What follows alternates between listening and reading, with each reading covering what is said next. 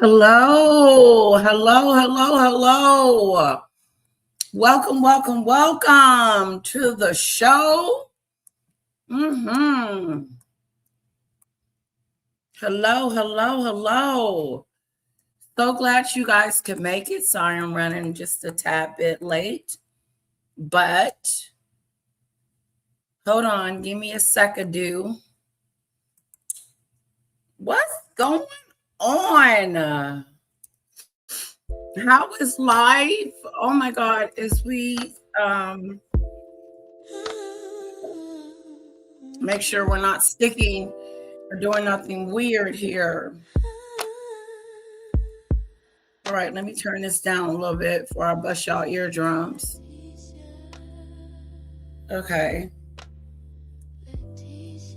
What's up, Lisa in the house?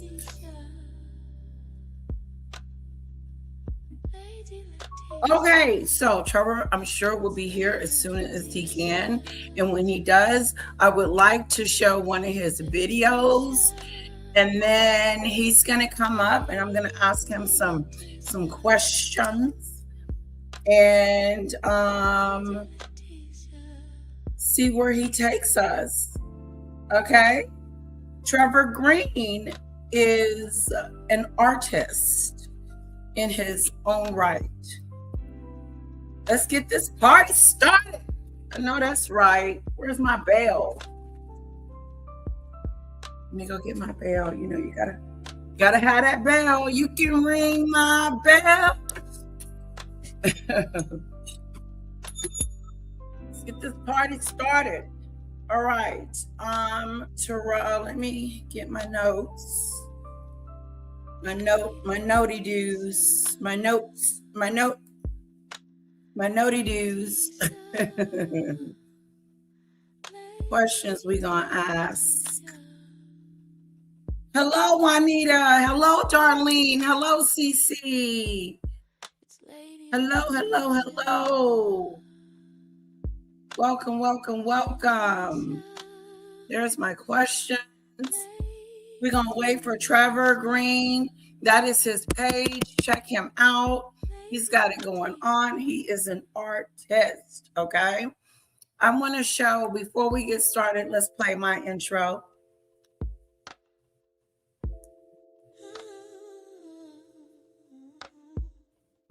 Oh, wow, that's so weird. And then I want to play Trevor Green's recent, hold on. Hello, Leslie. You share my screen. Hold on. I got a question, Lisa says. And issue with Mr. Trevor Green. You got an issue? Uh-oh. Leslie has been a member for 10 months. Give it up. What's up, Lady T's in the house? Let's put some Fanadues in the chat for Leslie for me. Thank you. And while I'm speaking and saying hello to everybody, we're going to listen to my song. Okay? Yeah. Let's grab it. Come on, yeah.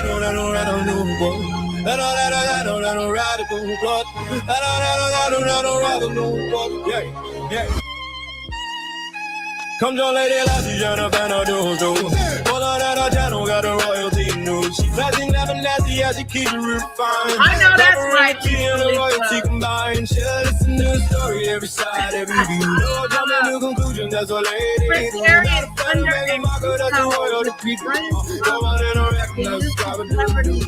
Lady Latesha, step into the room. LOL. And the tea goes boom. Got a kettle on, I got the receipts on it. Fanadues in the chat, like what happened on this? She don't need drama, she don't need a fight. She live both sides and get the story right. Classy in the daytime, classy at night. Even when the comment section started looking like a fight. She said, all it all, and I said, I'm on. for somebody, reputation takes a fall. Royalty served with a biscuit or two. Lady Latesha got no fan or do crew. Lady Latesha no fan or do. All of that channel got a royalty no. She classy, never nasty. She keep it refined, covering the tea and the royalty combined. She listen to the story, every side, every view. No jumping to conclusions, that's what lady do. Not a fan of Meghan Markle, that's the royal decree. God's every king, now subscribe to me. Tea in the cup, tea all over the screen. Lady got opinions, but she keeps them pristine. Somebody said, lady, you gotta pick a side. She said, darling, I'm listening, let's take that ride. One side say this, other side says that. Hey, lady takes notes while she adjusts her hair. And all fan of dude laughing, girl, you better go. She says, I get the facts before I steal the show. Yeah, royal family drama, yeah, bring it on through. But don't spill the tea on the royal shoe. She'll cover the palace, the crown, and the crown's tea. And probably explain it while sipping green. Come down, lady, that's each other, man, on lose. All I got, that channel got a royalty news. She classy, never nasty, how she keeps it real fine. Covering the tea and the royalty combined. Yeah, listen to the story, every side, every view. No jumping to conclusions, that's what lady do. Not a fan of Meghan Markle, that's the royal decree. God's everything, not subscribe to do to me. Fan of dudes assemble, everybody get ready. Lady Latesha's commentary steady. She got the tea kettle doing no time. Somebody pass the biscuits, it's commentary time. No need for a sword, no need for a crown. She'll politely turn the royal gossip upside down. If the palace gets messy, she'll be right on the case. With a cup in her hand and a smile on her face. She says, darling, let's not get carried away. Come on. We'll hear everybody before we call it a day. Classy, never nasty, that's the motto she knew. Lady Latesha and a fan of Duke crew. Come join Lady Latesha and a fan of Duke. Pull out that channel, got a royalty news. Classy, never nasty, yeah.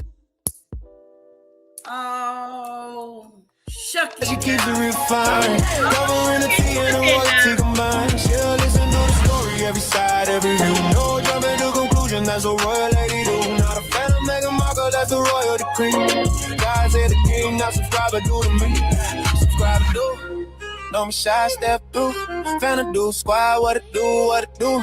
Grab your little teacup, put your pinky up. Our royalty so high, it's about to touch the sky. Lady says, be classy, everybody says too. Somebody spilled the tea, somebody blame the crew. Kettle started rattling, the biscuits flew. And Lady Latesha said, I didn't do it, did you? Come join Lady Latesha, no fan of dudes. All of that channel got the royalty news. She classy, never nasty, how she keep it real fine. Covering the tea and the royalty combined. She'll listen to the story, every side, every view. No jumping to conclusions, that's what lady you. Not a fan of Meghan Markle, that's a royal decree. God save the king, now subscribe to do the mid. Subscribe to do. Hey, don't forget. Subscribe to do. Hi. Lady Latesha and the fan of Duke crew. All right, fan of dues. All right, let me bring up. I want to bring up Trevor Green's.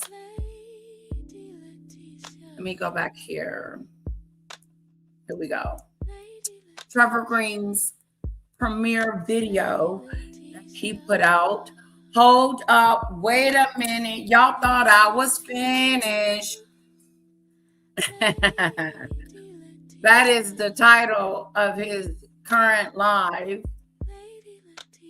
And yeah. Hello, Fluffy. There for the show. What's up? Thank you guys for coming. This is going to be fun. I got some interesting questions I want to ask Trevor, and so on and so on. Okay. But yeah, you want it with me? Oh, yes, we are going to play that before he comes up. But until then, let's chit chat until he gets here. Okay.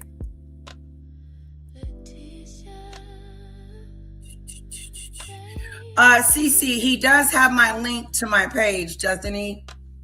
He knows how to get here. Trevor, do you know how to get to my house? Do you know how to get to my house, Trevor? What's up? What's up? What's up? Before I started my live, I was getting ready. Okay, yeah, let me drop the link. Sorry about that. Just waiting on.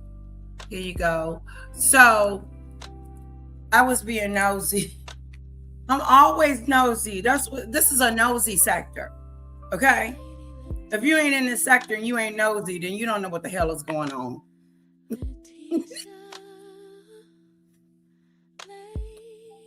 So I was over there at Maggot's house, and guess who she was talking about? It's Lady Latesha. Yes. Megan has this complex too.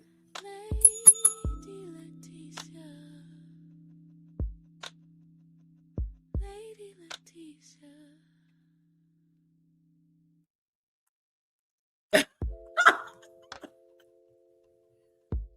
Oh, thank you. What's up, RGM? We just got through playing your song. I want to thank Polo. Did we put some fanny dues in the chat for Polo? I appreciate it. And Leslie, thank you for being a member for 10 whole months. What a faithfulness. Hello, CC. You're muted. Sorry. Hold on, sweetheart. You're muted.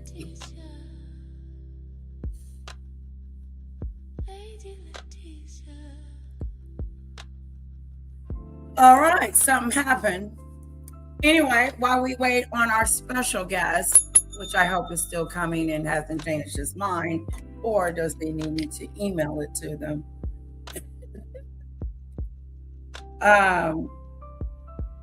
Anyway, I was being nosy, and guess who she was talking about? Herself. Her freaking self, Maggot.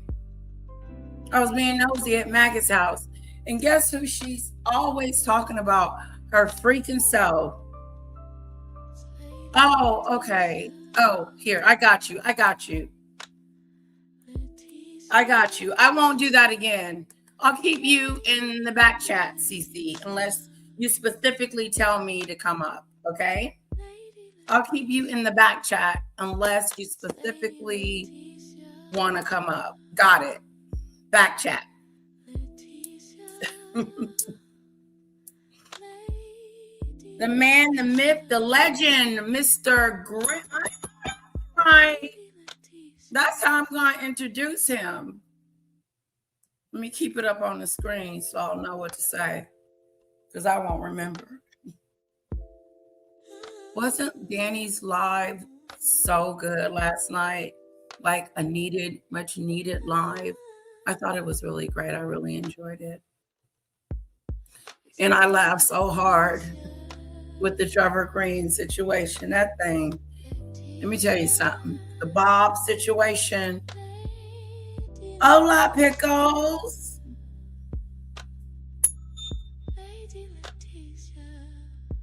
Okay.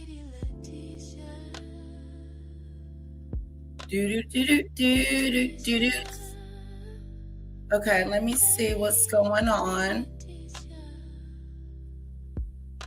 Yeah. The wig, baby.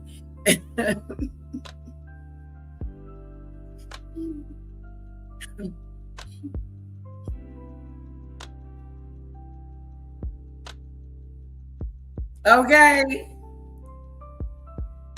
Stay cool, stay cool, stay cool.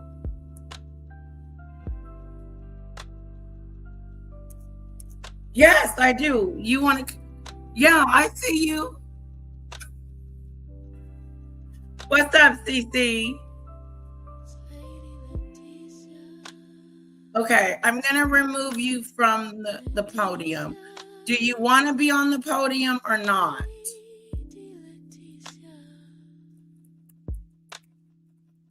Lady Latesha. It's Lady Latesha.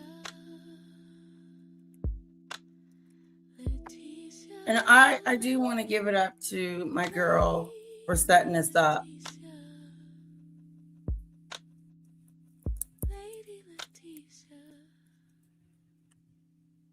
Yeah. Okay. Now, I am so excited.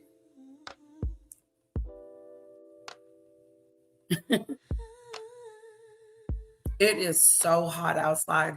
It was 106 one day. We have got some great questions for our guy, Trevor Green. I do, at least. And when he comes, we're going to get into it. But what else is going on while we're waiting on him? Okay.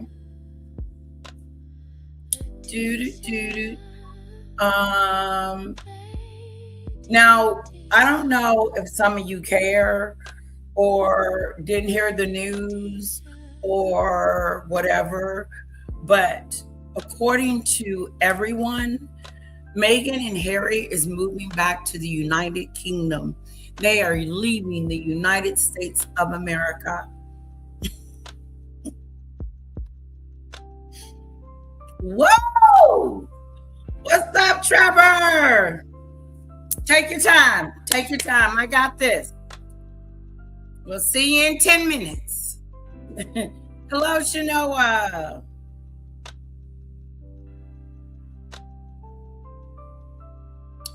Texas, let me tell you something. Texas is like,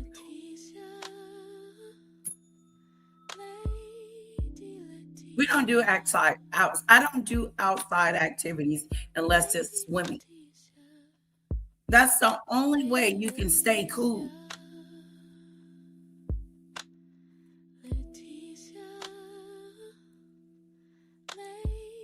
Okay, maybe that's why they leaving.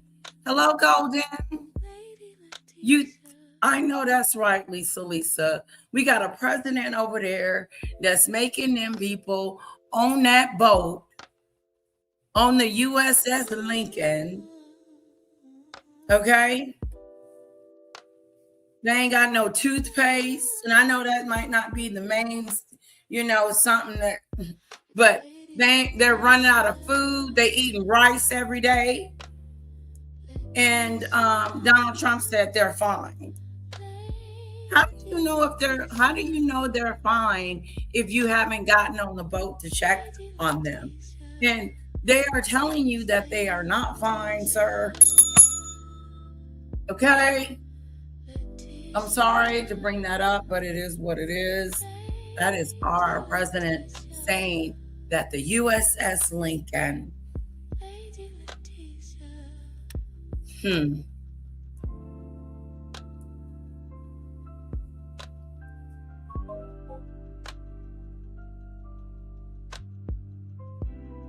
Okay.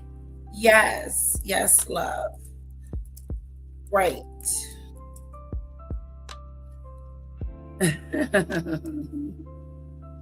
Oh, and by the way, Cece, Trevor said he'll be here in 10 minutes.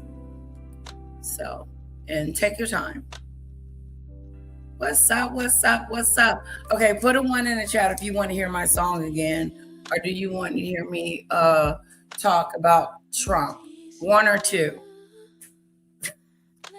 1 the song, 2 Trump. And what about his aide, his girlfriend, his secret, his obsession?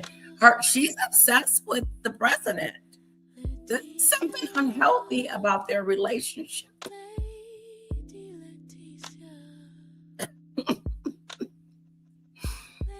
Natalie's her name. Yeah. Pickles, you didn't hear about the president? Him and his aide are now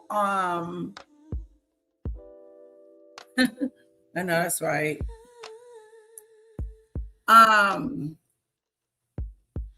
his aide is obsessed with him. She wants to be near him, sleep near him, be near his room. Just like it's weird.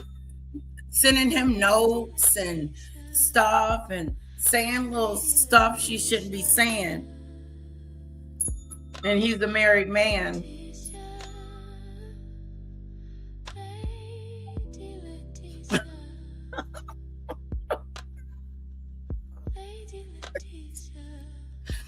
You know what? Let me tell you something about the Avengers. They are funny.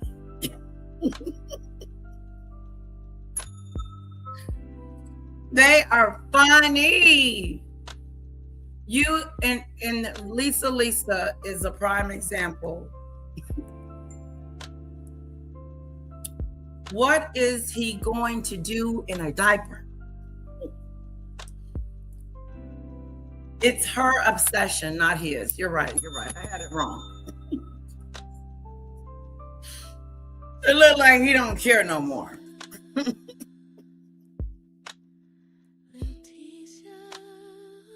Oh, why am I nervous? I shouldn't be nervous. I got nervous all of a sudden. It's weird.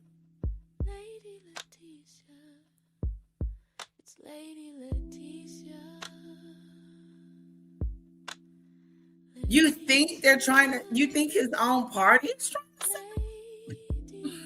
Oh my God, that would be weird. Shanoa believes, I think Trump's own party is using the aid to set Trump nasty butt up.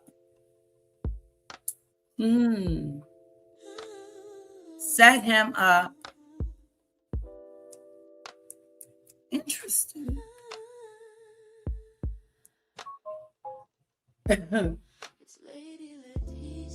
I don't think Donald Trump cares if anybody knows what he's doing. Honestly, Trump has gotten away with everything. Why would he care about us finding out about an aid? He's been with Stormy Daniels. Shoot. This is a walk in the park. And Melania, it is what it is. I don't know. I don't think Melania is happy. I just don't see it. I mean, unless she don't care. Maybe she don't. But she does care about the way he makes her look. Her image. Whatever that is. The first lady don't even live in the White House. First of all, do we have?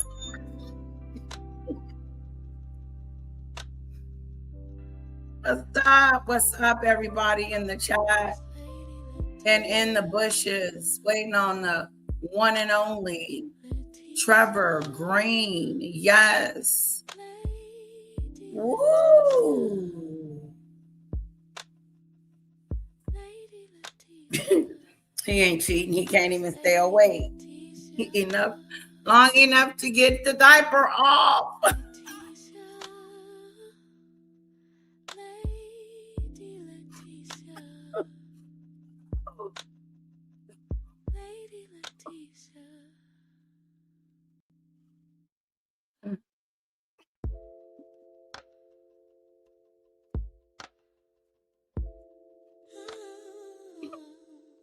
Welcome in, Fanadoo's. Welcome in. Hit that like button, hit the subscribe button.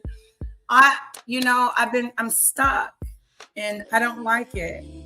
And I'm not big on numbers and all of that, but I do want to get to 7,000. I mean, come on. I've been at 6 for quite some time. And if you're not subscribed,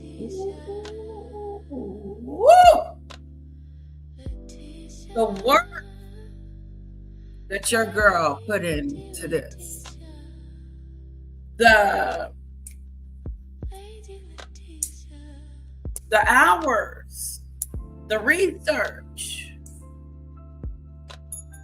Hit the like and subscribe.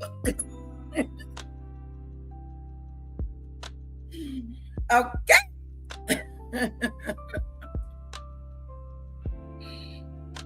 Yes, we're gonna have a good time. We are. I'm excited. I think he is going to make me laugh because he does in his situation, his art, the way he push out those videos that are extraordinary. God, I did not know that that was in my view. You don't know what's in the back. You gotta pay attention. That's just in case. That is just in case one of Maggot's thugs kind of came to my house talking about, we come to serve you. She's a sick individual.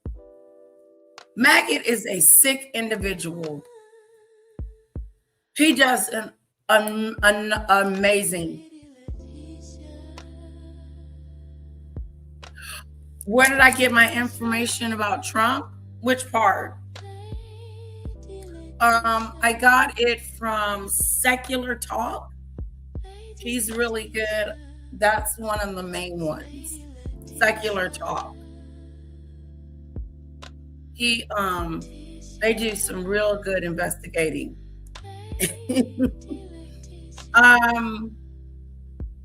Right. Exactly. In the meantime, I'm going to tell you what this maggot is. Maggot. I mean it. God,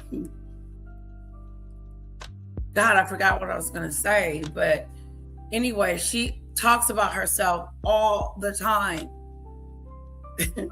She does what she likes, what she thinks, and how it's going. And I don't get it. I don't get the fascination over there. The crowd. I don't get it. I think she's a joke.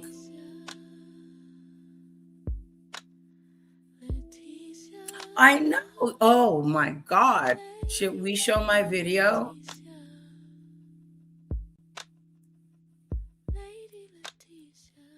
Hold on.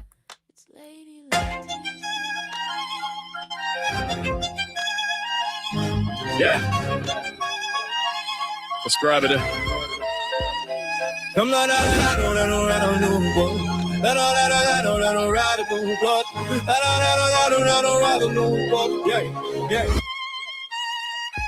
come on, Lady Latesha, fan of do. All of that channel got the royalty news. Flashing, laughing, nasty as you keep it refined. Covering the tea and the royalty combined. She lets the story every side, every view. No jumping to conclusion, that's all they. What's up, Trevor?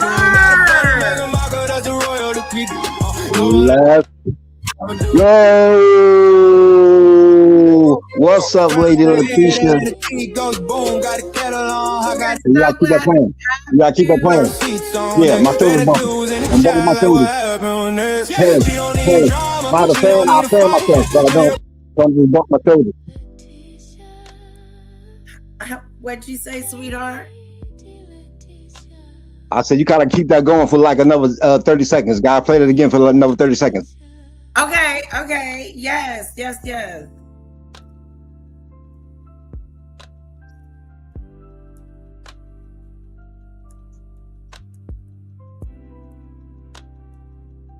Both sides and get the story right. Classy in the daytime, classy at night. Even when the comment section starts looking like a fight. All it all and I said I'm on. Before somebody reputation takes a fall. Royalty served with a biscuit or two. All the old school soda bounce.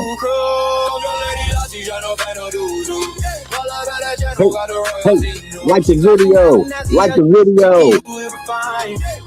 Like the video. Like the video. Like the video. Hey, hey, hey, hey. Let's go. We up in here. Lady got opinions, but she keeps them same. Somebody said, lady, you gotta pick a side. She said, alright, I'm listening. Let's take that ride. One side said this, other side said that. Hey, lady taking notes while she adjusts her hand. All fair to do like. Wow, wow, wow, wow. Let's welcome the one and only, the legendary, the one that brings us beautiful, awesome entertainment, the Trevor Green. What's up, Lady Latesha? So glad you're Latesha, Lady Latesha, Lady Latesha. Yo, that's my shit. Oh, can I say shit? Am I allowed to say shit? Yes, be free. Yes, I'm gonna go for it. That's my shit. I don't care what they say, Lady Latesha. That's my shit. I don't know. I gave you that award for the right reason. That's my shit. You know, they say I'm a criminal, and that song helps me from doing criminal things. Sometimes when I'm in my criminal mind, I play that song, and it prevents me from maybe punching somebody in the mouth, or stealing something, or selling dope. I don't know. I just like the song. I love it. I love it. You're gonna make me laugh through this whole. Oh yeah, we're gonna have some fun. Oh look, Lady Latesha, we gonna be able to have, you already know. You know my background. We're gonna have some fun. We are gonna have some fun. Yes, I see it. I told everybody. I said we are about to do it. I am so glad you're here. I'm so glad that you allowing. I'm glad I'm here too, and I appreciate you for reaching out. I appreciate you for having me on your panel. I'm be honest with you, I'm honored. I'm humble. I've never thought in a million years that I'd be on the Lady Latesha panel, coming in the game as just a goddamn troll. Now look at me. I'm on a goddamn Lady Latesha show. God damn it, give it up for Trevor Green. You are so cute. Yeah, I love you. I went from a troll in the chat to the goddamn Lady Latesha, Lady Latesha. Rob DeWise, I know you don't like the song. I know you imagine me hating, but I don't give a damn. I love the song, Lady Latesha. I'm sorry. Go ahead, Lady Latesha. Yeah, no, you're right, Hayden. My song won a whole award. Are you kidding? I still have that award. I told everybody, my mom, everybody, like I had won the the BET award. I mean, like it was real. So thank you for liking my song. Everybody wants to talk. Real quick. Can I address somebody in your chat real quick? Yes, of course. Junkyard Dog. He just said, good old Jack Troll days. See, he was around when I first started the whole Trevor Green Troll episode. You know what I mean? I first started out in Ralph, and then I moved over to Danny Robinson joint. But in Danny Robinson, I was representing at first as Will Camp. Then I switched over to Trevor Green. But I was running the same one-liner jokes as I was with Will Camp and Trevor Green. And somebody picked up on that, and I think it was Junkyard Dog. If I'm lying, tell me I'm lying, or if I'm wrong, tell me I'm wrong. Did you pick up on it? Awesome. That's what we're going to be talking about is, I want to know a lot about you. I do. And go to Sammy page. She done doxed me. What the hell you talking about? No, I'm joking. Go ahead. I heard that is horrible. Look. What Junkyard say? What Junkyard Dog say? Not that I'm asking you, but shame on her. Lady Latesha, that's part of the game, man. Let me explain something to you. That's a part of the game on the internet. In real life, It really don't. It's not a real big thing. I mean, as we go into the stories, I'll talk more exclusive about my past and stuff like that, and things that's ironic to this whole situation. But with the whole doxing thing and the BTS sector, it's part of the game, and I understand and I realize that that's part of the internet. My real life, that doxing shit don't mean nothing. I called my mom last night. I said, "Mom, Sammy doxed me." You know what she said? You should have wore a condom. She don't even know what doxing is. She thinks it's a venereal disease. I love it. I love it. Oh, she don't even know what it is. She told me you need to drink some cucumber. She told me I need to drink some cucumber water and vinegar. I said, "Never mind, Mom. Never mind." I hung up on that. It's going to be very difficult to get through this. I promise you. Because you are hilarious. Shame on her. See, Lady Latesha, you about to get. Lady Latesha, you might get Will Captain. Like, I'm sorry, you might get in. You might not get. No, I'm sorry. Go ahead. No, but I've been doxxed, and it's it's just sucks, because people know where you live, and you have people. Oh no! Look, listen. The living part, I am not worried about at all. Ain't nobody trying to pull up to no goddamn West Philadelphia. Trust me. Trust me. That part right there, I ain't worried about. Look, what? That part right there, the address shit. I'm definitely not worried about the address part at all. I like you. You're too kind. But yeah, shame on her. Lady Latesha, let it go. Ask me what I'm in rare form right now. Ask me whatever you want. Let's. Okay. Hit the likes, y'all. Make sure y'all hitting the likes on Lady Latesha. Look. Yes. I'm taking questions from the chat. I don't care. Let's go. Let's rock. Let's go. Okay. But before we get started, I wanted to play something for you. Okay. Hold on. Yeah.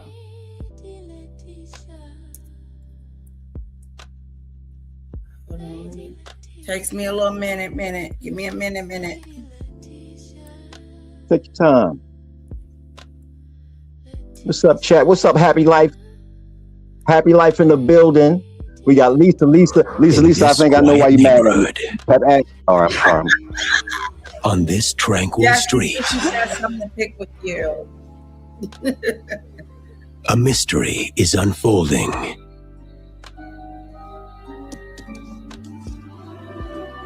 And an adventure is beginning.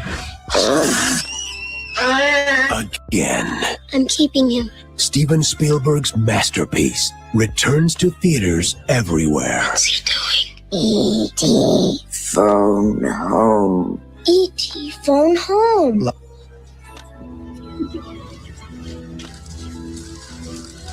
We made it!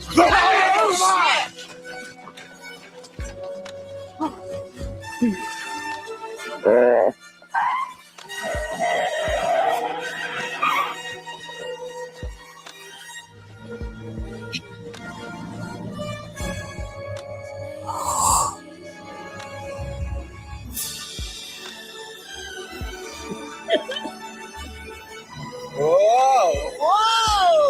I'm the realest mother, yo. I'm the realest I know on here. Trust that. Sammy sees everything. Sammy clocking everything. Yeah.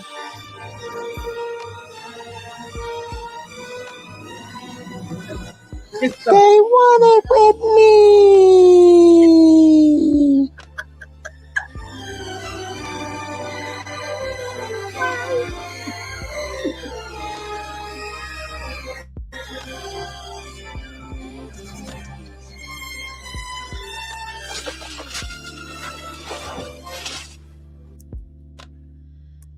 That was epic.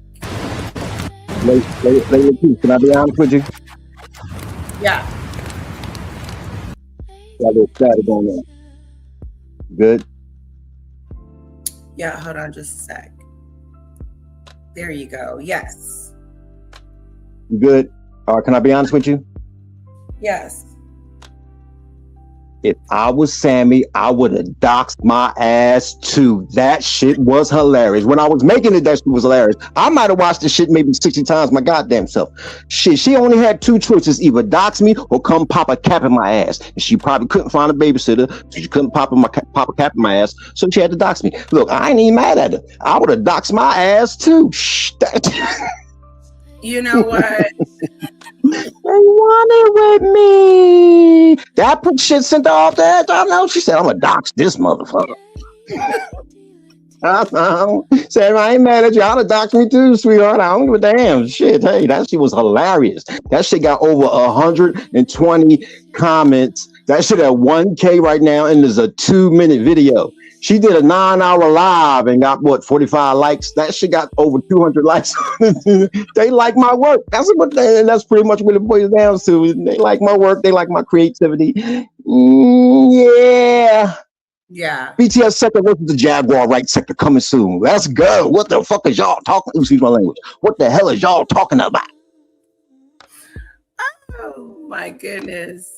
I can't stop laughing. Let's thank Junkyard Dog for my laughing disco jewels. Thank you, sweetheart. I really do appreciate it. And bestow my look.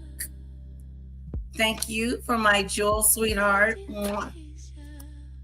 I appreciate that. Thank you. Put some Fanadues in the chat for those that gave me some jewels, please. Thank you. I appreciate that. Here's the first question.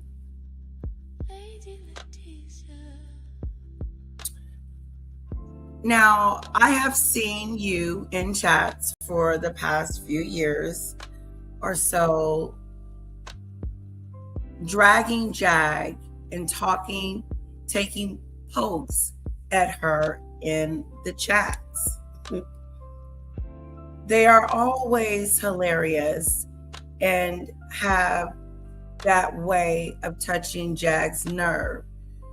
Do you have a comedic background? And you know what? And that's where it actually started from. And to be honest with you, Lady Latesha, a lot of people I used to get a lot of people hitting me back like, Trevor, are you a comedian, by the way? And I was like, damn, my one-liners is doing, but to be honest with you, yes, I started out doing comedy. I started out doing stand-up comedy. My background, I'm a stand-up comedian. I don't do it no more, but I started out doing stand-up comedy. I started at the Laugh House with Kevin Hart. So no, Jaguar Wright isn't the biggest celebrity, or if she thinks she's a goddamn celebrity. I work with a lot of people. I worked with Kev before he was famous, at the Laugh House, and I honed my skills doing stand-up comedy. After that, I went on to start being in the background, more so promoting events as opposed to doing them. And with that, it's a double plus. It was a double plus for me when it came to promoting and doing shows, especially with me being a comedian myself, because when I'm putting together shows, that's one less. Instead of me paying the host, I'll host the event myself. And that's where my whole promotional background came in from. So yeah, I do have the background with that, and that's something that people probably don't know about me. Yeah, I was a stand-up comedian, and that's probably I always came across funny in the chats. That's how I really got discovered. It wasn't because I was trolling Jag. It was because how I was trolling Jag. It was the uniqueness of how I was trolling her with the jokes. I took, for some reason, me being just a subscriber, and I ain't even gonna lie to you. When I was trolling Jag, I didn't even know I was a troll. I just thought I was just, being funny. I'm new to the whole YouTube game, so I don't know nothing about the whole troll or troll farm situation. You know what I mean? But people did start, and I promise you, a lot of people did start picking up on it. And was like, I used to get a lot of comments with people saying, Trevor, you wouldn't happen to do stand up comedy because you're witty and your punchlines and stuff like that. So yeah, a lot of people kind of picked up on my my wittiness and my humorous ways. So yeah, that was my background. Okay. Thank you, Janat, for my super chat. Reed, thank you for my jewels. I really appreciate that. Thank you. Um, that is awesome. Producer, you stand up comedy, and you know Kevin Hart. You have made me laugh since I've been sitting here. I'm like, whoa. So I don't know what happened with you and Sammy, but I'm really enjoying this. So thank you for that. Let's move on. You obviously have an excellent talent in AI creation of cartoonish videos and storytelling.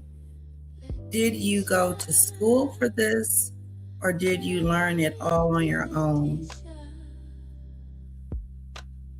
To be honest with you, I moved to Atlanta, and just because Atlanta's known as Black Hollywood. After me doing my promotions and production as far as comedy shows, because I produced and promoted a lot of comedy shows. I had a partner, and we was in Wilmington, Delaware at the time, and we pretty much had the city on lock when it came to monthly shows. We did a show the last Saturday of every month, and every show was always sold out. We was the prime entertainment of the city. So I had a nice little following. I was the city held me down. They knew who I was in the city. And I'm gonna come back to this story about how the city, about that in a little bit. But moving forward, I started.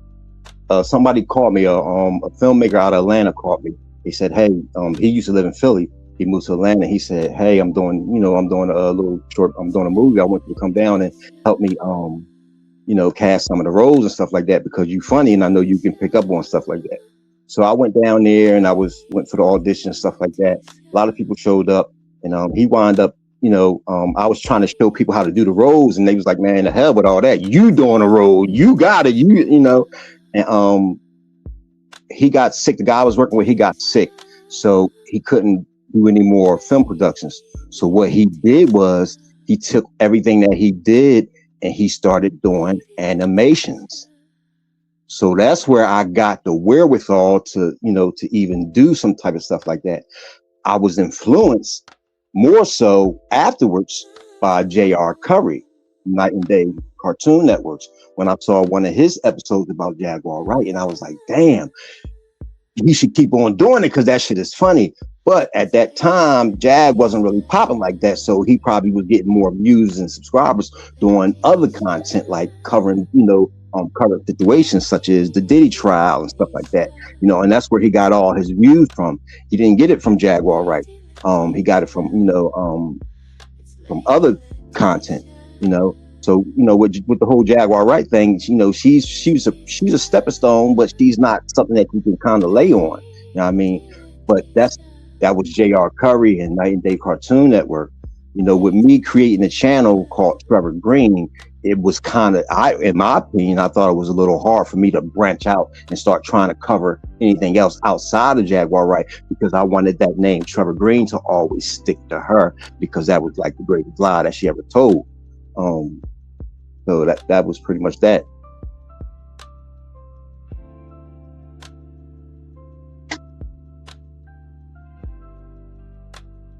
You all right?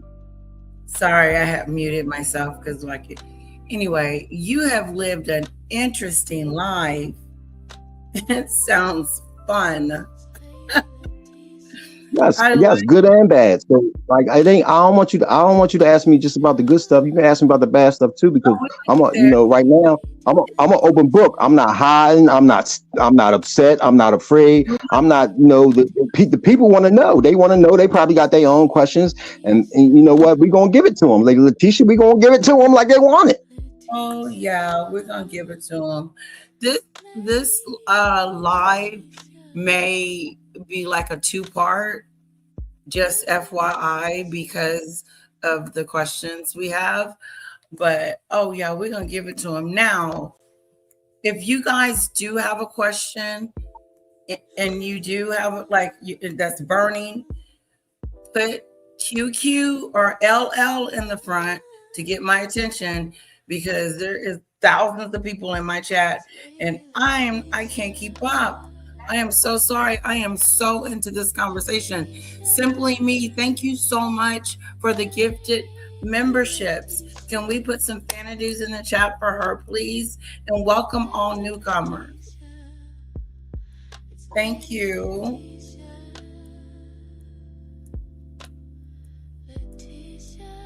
Thank you, guys. That's for all my super stuff. Okay, so let's see what we have next.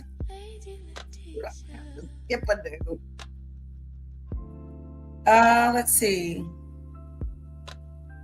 But I want to know. Happy life. You slow as hell. But I love you though, man. But you see, tomorrow question, Trevor Green, have you ever been doxxed?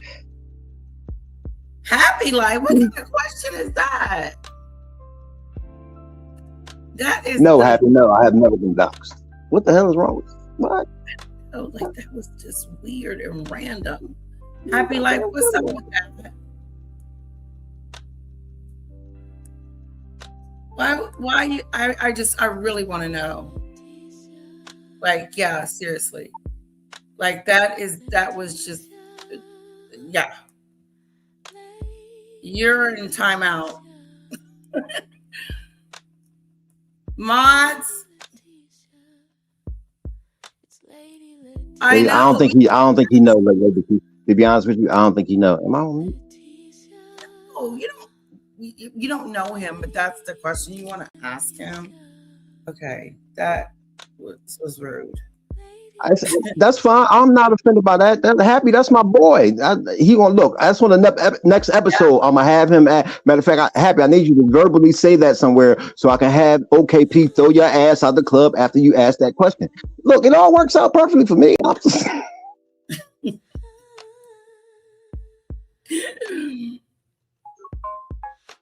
Okay, so let's move on. Is creating these types of videos of internet drama something that you may consider making a career with and get a channel monetized them? No, but honestly, Lady Latesha, I was monetized in the beginning. Once I reached like 1,000 subscribers, I got monetized. Right. Shout out to OKP because he was a big part in helping me even get monetized by pushing me like that. And after OKP pushed me, I got up to 1,000 subscribers. I was able to get monetized, but not just me, but a lot of AI channels got demonetized after a certain date. So it didn't have anything to do with anybody striking me or anything like that. It was the fact that I was using repurposed content. So it was a lot of AI channels that was getting demonetized at the time. So, and I questioned myself if I wanted to do it anymore without the monetization. And I said, you know what? I still had the itch to want to do it. And when I start putting it out there, I said, okay, well, let me put out my Cash App. And I never really asked for anything when I was doing my animations. I never reached out to the audience and was like, hey, send me this or that. I just recently started doing it because people start saying it like, hey, you need to start, what's your Cash App? You got a PayPal, things of that nature and stuff like that. So I was like, okay, well, I put my Cash App out there and people started supporting the show. And I was like, damn, you know what? I appreciate that because I ain't even monetized, but yet, and when I'm making these videos, they not for free. I pay money to buy the programs to be able to edit some of these videos and stuff like that and generate them and stuff like that. And so I appreciate it when people do support me, not because I want the money, because by them support me, it lets me know that they appreciate my content. So that gives me the motivation to keep wanting to do it. It's the fans, it's the subscribers, it's things of that nature. So with the support of everybody that come through and support, I appreciate it. So I was able to go from 1K subscribers to, I don't even know where I'm sitting at right now. Wow. I'll be honest with you. I don't even know. Last time I checked was probably at 8 something. But That is my battery dies occasionally because of notifications on my goddamn phone. And guess what? It damn sure ain't because of no Jaguar Wright content. It's because of my creativity. right. And right. I appreciate that makes me feel better as a content creator. If I want to really I don't even really consider myself a content creator, and it's crazy because when I did the awards with and I gave Danny Robinson an award, and she said one of the things that she said you are a content creator, and that kind of stuck with me. I was like, damn, that was the first time I ever considered myself a content creator, and I was like, people kind of like my content. And that's what's up. Like, even though it's based around Jaguar Wright, they still like the content.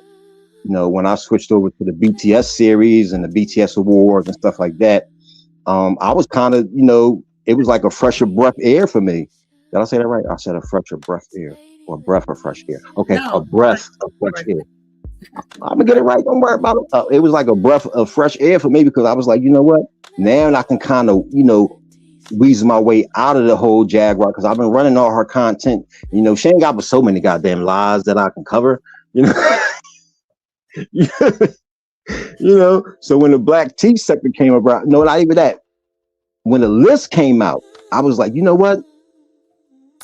They're actually introducing me to a whole nother audience, a whole nother way of creating content because I didn't know half of these people were.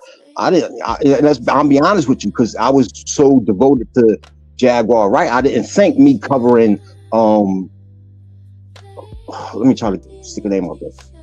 Somebody that didn't have anything really dealings with Jaguar Wright, it didn't fit for the whole Trevor Green thing. And I wanted it to stay within the Trevor Green name. I wanted to base my content off of Jaguar Wright because I thought that Trevor Green and Jaguar Wright went together. You know what I mean? Whether I was a troll or not, that was my content.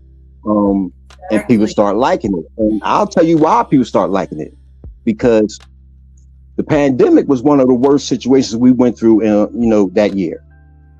And the pandemic, a lot of the shit that excuse my language, a lot of the things that I cover, I go back in time. I wasn't really covering a lot of current events. I was going back, I was taking people on the trip back down memory lane. And I was getting a lot of comments and noticing that a lot of people were saying, you know what? Those were the best times. I remember that. We was in the pandemic. We was stuck in the house. We had to tolerate and hear all Jag bullshit because we ain't had nothing else to do. And I was like, Dad, you know what? That's what the people enjoy. They enjoy that trip down back memory lane. Because guess what? If I ask anybody what they were doing around the pandemic time, they can tell you because they remember those times. And Jaguar Wright was one of those times. What about this question? Dark matter? How does Trevor Green respond to people who believe that Jag was actually essayed? I'm not sure. So how do I respond to? Let me read it. How does TG respond to people who believe that Jag was actually essayed? People believe a lot of stuff. People believe a lot of things that Jag say. It ain't just her being essayed. People believe that Jay-Z was putting people in suitcases and putting them on planes and stuff like that. People believe a lot of things that Jaguar say. Trust me. Look, listen. Me being a Jaguar Wright troll, I get hit with it all the time. I fight with her. See her. All her mods know exactly who the hell I am. They know who I am. I'll fight with a lot of people that might, you don't know. When I go to real life and I'll be trolling her in the chats. You know what I mean? I'll fight with the whole chat. They like, you don't know that, right? What lie has she ever told? And then I hit them with she said this lie. You know what I mean? So I fight with a lot of people when it comes to accusations about Jaguar Wright. You know why? Because it's normal. There's a lot of people out there that believe her, that just want to believe her. There's a lot of people who believe her because they just want to believe her because she's going against a lot of black people. That's a lot of people that don't even care they don't even know Jaguar Wright background. The fact that she's just going against black people, they believe her. There's a lot of people that just believe conspiracy. Guess what? They believe her. It ain't the fact if she's right or wrong, this and the third. They believe her. That's all because they're part of that whole conspiracy world. And believe it or not, whether we like it or not, that's just what it is on the internet. You know what I mean? You got some people that's with you. You got some people that's against you. You know, for 100 and people that say for 100 people to say Jaguar Wright is a liar, is another 100 people that saying she's a truth teller. That's my girl. Go ahead, Jag. I don't care if you're lying, your skin glowing. Go ahead, Jag. You got a pretty smile. I don't care if you told that lie about Diddy. Girl, you can sing. I love your voice. I don't care if you lied. I still love your voice. Okay, Michelle wants to know, and I think we're going to reserve the questions to the end after this, so I can get back to mine. But Trevor, is there anything in your life that you've been holding back and want to share publicly? Not necessarily shit. I've been doxxed. So, I mean, all my bad shit is out there, which, you know, I'm not proud of the things that I've done in my past, but I've done them in my past. You know, sometimes you live and you learn. Yeah, you know, I've done a lot of things. Can I say dope? Yeah. Okay, yeah, I sold dope. I've lied, I've stole, I've cheated. I've done a lot of the things that I've accused Jaguar Wright of doing. You know what I mean? And that's why I know she's a criminal, because I'm a mother effing criminal too. So anyway, you live and you learn. It's a process. Here's a quick story. I get that from you. The whole doxing thing, on the internet, it didn't really bother me like that. And I'm gonna tell you why. Because when I got locked up for that initial dope charge, I was at a high point in the city where I got locked up at, which is Wilmington, Delaware, 20 minutes away from Philadelphia. So the hell with Sammy showing that shit on the internet. They showed that shit on the news. I was on the news for all my stuff. Now, mind you, at that point, I'm not Will Camp, the dope dealer. I'm Will Camp, the comedian. Oh, they tore my ass up. You think what? This when Facebook was really popping. Well, they had all types of memes and stuff like that, you know, talking about Will Camp went from telling jokes to selling dope. What? I was the talk of the town. I was the talk of the city, not the internet. The hell with the internet. Somebody that got 2,000 views or 3,000 views or 4,000. I'm talking about the city where people looked up to me, and they looked at me in a different way. You know, I brought a lot of joy to the city with the events that I threw. You know, I was very well known in my city. For that to happen to me and for that to come out, I was truly embarrassed about that. Truly embarrassed about it. I went to a family reunion in Philadelphia, and my uncle, he was outside sitting in the car. Mm-hmm. And I said, "What's up, Unc?" He said, "Yo, you know what? I was sitting down, I was eating my dinner, I was watching the news, and guess who popped up on the goddamn news?" I said, "Who, Unc?" He said, "You. They talking about you got caught and this, that, the third." I said, "Yeah, ain't that something?" Guess what he said after that? Who all in the house? He didn't give a damn about that shit. He wanted to know who was in the house and who was making food. You know, the story went right on. You know, but when it happened, I had to deal with it. And sometimes I'm good at turning a negative into a positive. So after I got locked up for that initial charge in Wilmington, and I got all the backlash from everything, I was arrested. I was sat in jail. I didn't have to do no prison time, but they was holding me for bail and stuff like that. And inmates was coming up to me like, "Yo, you made the news. You made the news." So I was like, "Oh my God, I got to do." That hurt more than anything. Being a positive figure in the neighborhood to, go into this, this drug dealer that's on TV and stuff like that, and people was in shock. I had relationships with a lot of people at that time. I was running the club at that time. So, I had to play police. So I was good with police. I was good with the mayor. He did my ribbon cutting ceremony when I first opened up, my grand opening. So, and not only that, it was just the countless amount of people that believed in me through my craft, my creativity, my talent.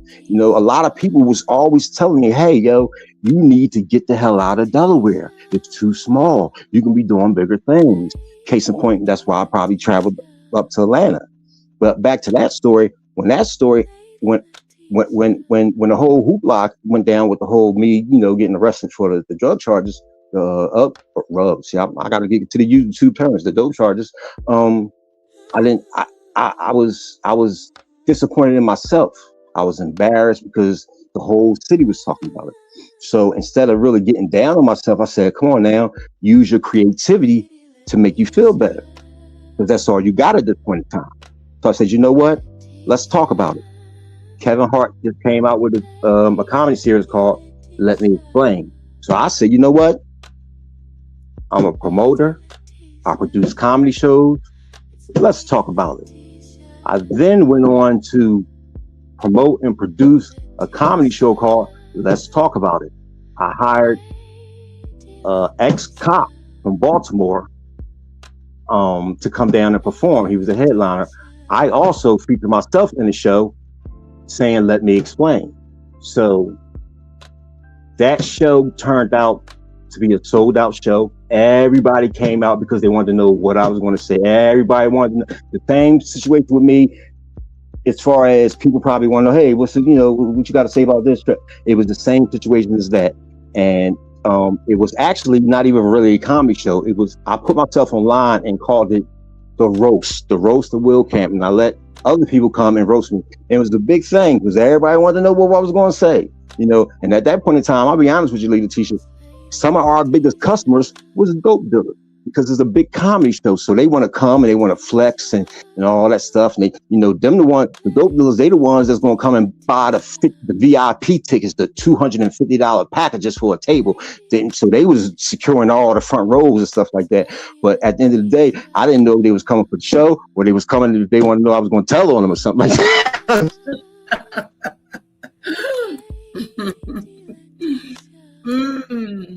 But it was the way, and I was on pre-probation at the time, and I was talking to my probation officer, and she was like, "What you got going on?" I said, "I got a show going on," and I showed the flyer, and she was like, "You know what? I ain't even gonna lie to you, because on a flyer, I put myself in a jailhouse suit with I think I sent it to you. You got the the flyer." Yeah. I took a picture of me holding in the jailhouse suit and stuff like that, and I promoted it on a flyer, and everybody, even though everybody was, they was like, "Yo, that's genius." Even my probation officer, she was like, "You know what? I ain't even mad at you." She's like, "That's a good way to to try to come back." And I said, she's like, "That's a good." She said that's a good way to try to turn a negative into a positive. So yeah, I'm looking because I got a lot of pictures here. Let me see.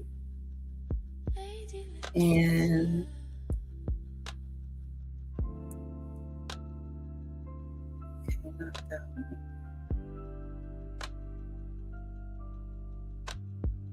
okay. What are you doing, sweetheart? Oh, it's your flyer. Here it is. That is too cool. Okay, let me show everyone.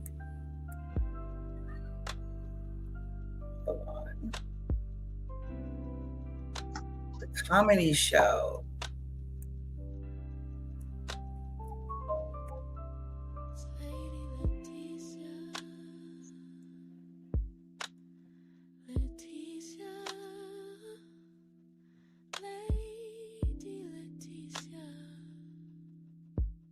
So is this the flyer?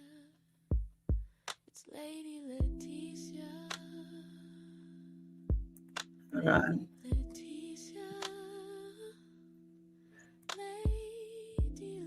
Is this the flyer? yeah. Look, I had posted and everything out. They hung it up at the goddamn probation office. Nice. They hung my poster up at the probation office. And the guy Timmy Hall, he's an actual cop from DC. He's an actual police officer. I got him to come down here, and he tore my ass up. He's like, "Man, I ain't." His whole set was funny because it was just so ironic that he's a police officer who does comedy on the side, and here he is at a roasting me. And Timmy Hall, he's been on Comic View, BT, Def Comedy Jam, So I work with a lot of notable comedians and stuff like that. So for me to turn that negative into a positive, You know what I mean? It helped with me moving forward. Even though I still made some goddamn mistakes afterwards, but still, you live and you learn. Like I said before, I'm not perfect. I don't claim to be perfect. You know what I mean? And it is what it is. This But is yeah, that awesome. that that was something that I did. And after that, I got, I had started before I had actually shut my club down. I started doing stage plays. I did a production called Martha and Maddie Coming to a Bus Stop Near You. And I featured Eric Robeson on that too. He's a 2-time Grammy nominated artist. But these two old women came to me and they was like, they weren't old, but they had a little skit they did in church. And they was like, hey, we want to get on one of your comedy shows. So I brought them into the club, and you can go, that picture right there, that's me at the Laugh House. Right here. And what'd you say? Which one's you holding the thing? Scroll up. Hold on. Lady Latesha. It's Lady Latesha.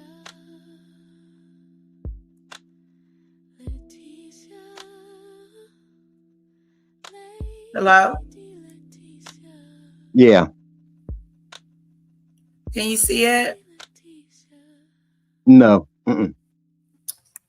What happened? You can't see the screen? Yeah, I can see the screen, but I see the keep going up. Oh, okay. What am I looking for? The next photo that's down there, I think. Okay. I think I saw it pop up. Keep scrolling. I don't know if you can scroll or not. But anyway, I mean, what was I saying? I'm sorry, I lost my train of thought.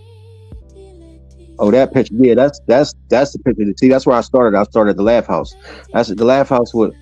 That's when I was on TV at Rochester. I did a show. I did a clean. You keep going. You going fast.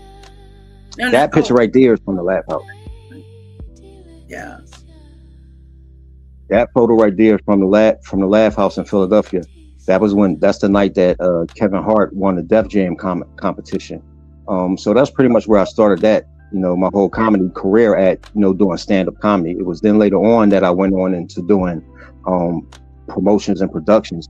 I found it more suitable for me to be behind the scenes sometimes because I could conduct my own shows. When I was at the Laugh House, a lot of times, in the comics world, especially when you're just starting out, it's hard for a comic coming up. Especially when you got people like Kevin Hart and Michael Blackson, Teray Gorton, stuff like that. A lot of funny guys coming out of Philly and stuff like that. The comedy world is real fickle. If you're not a notable name, you can be the first person there for open mic, and if Michael Blackson walked through the door, you ain't getting on. Mike going get up there for about 30-40 minutes and stuff like that, so it was like, it was real fun times there. But I said, you know what? A lot of times people how they ran their shows. I was like, damn, you should do it like this. And I never forget my man Teray Gorton, real famous comedian out of Philadelphia. He's on tour with some more right now. He always opens up for some more. He said to me, he said, you know what? If you don't like how I'm doing it, get your own show. And that's what I did. I wound up doing my own thing, and I promoted and produced other comedians. And I didn't have to be, part of the entertainment. I just pushed them. And so that's what brought me into my whole production side, doing stage plays and stuff like that, and opened myself up to different type of productions, such as the neo souls and R&B, old school hip hop, and that's pretty much how I ran into that business situation with Jaguar, right? Oh, yeah, I think. Okay. This was before all my criminal ways. Thank you, The Real Danny Lynn, for my jewels. Thank you, sweetheart, and thank you for being here.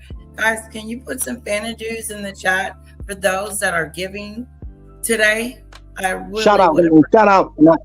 Can I say this real? Shout out to Danny Lynn, because I don't know if I put her on blast by doing that, by tagging her in that post and stuff like that. And if I did, I apologize. But she came to me and she did some research on the matter. And I'm be honest with you, I didn't want to really do no research on the matter because, to be honest, I'm be really completely honest with you, I'm not really into all that shit. And it's like me having to go back and dig into stuff. I ain't even have Facebook on my goddamn phone for me to be trying to find some shit on Facebook and stuff like that. I really wasn't really concerned about if I knew her or if I met her or if it was a day. It was just a conversation, and they blew it all up like, oh, he's lying, this, that, and the third. And it wasn't a real big thing, but it was when she came with the receipt, I was like, okay. And I even told her, and I'll be honest with you, and I'm gonna say it right now, and I mean, like, like I told Danny Lynn my real name before it was exposed. Oh. So it wasn't like I was high, like I didn't. It wasn't like I was rooting for it to be discovered. But at the end of the day, like if it did, it is. It's no harm, no foul. You can call me what you want to call me. You can say what you want to say. You know what? And I'm gonna move on. You feel me? Because it's the internet, and the hell would I think about what people feel about me or care about me on the internet when I got people that's around me every day that feel something totally different. And based on all the love and support that I'm getting on the goddamn internet, I feel even better. Shout out to everybody who's supporting the whole Trevor Green saga, because I appreciate the love and the comments and all that stuff. You know what I mean? Yeah. Wow. I'm really enjoying this. This is really good. You are very talented. And you might have to do a part 2, because I got some wild stories, and people might be interested, they might not be, but I'm at this point, and I'll be honest with you, I don't know if it's a curse or a blessing, because I feel so good with just being able to talk about this right now. Oh. You feel me? I mean, it don't, and it's crazy because instead of me being down and out and like, oh shit, I got doxxed, I'm like, shit, hey, well, maybe people really need to know the whole, the man behind the myth, the legend. I ain't a myth no more, but the legend behind the Trevor Green page. You know what I mean? Shit. Very interesting. It is very. I know it's interesting because I have a lot of people in my chat, Trevor. And so you got a lot of fans. You do. I don't bring this kind of crowd. And I'm okay with that. And you know what? And I'm okay with it too. So you know what? And I feel, like I said before, I feel honored. I feel blessed to be able to patronize your platform, because like I said before, I went from a troll in the chat hitting them with one-liners to now, I'm being interviewed by, Lady Latesha. I called my mom and said, Mom, I got an interview tomorrow. She said, I hope it's for a job. I hung up on her. Okay.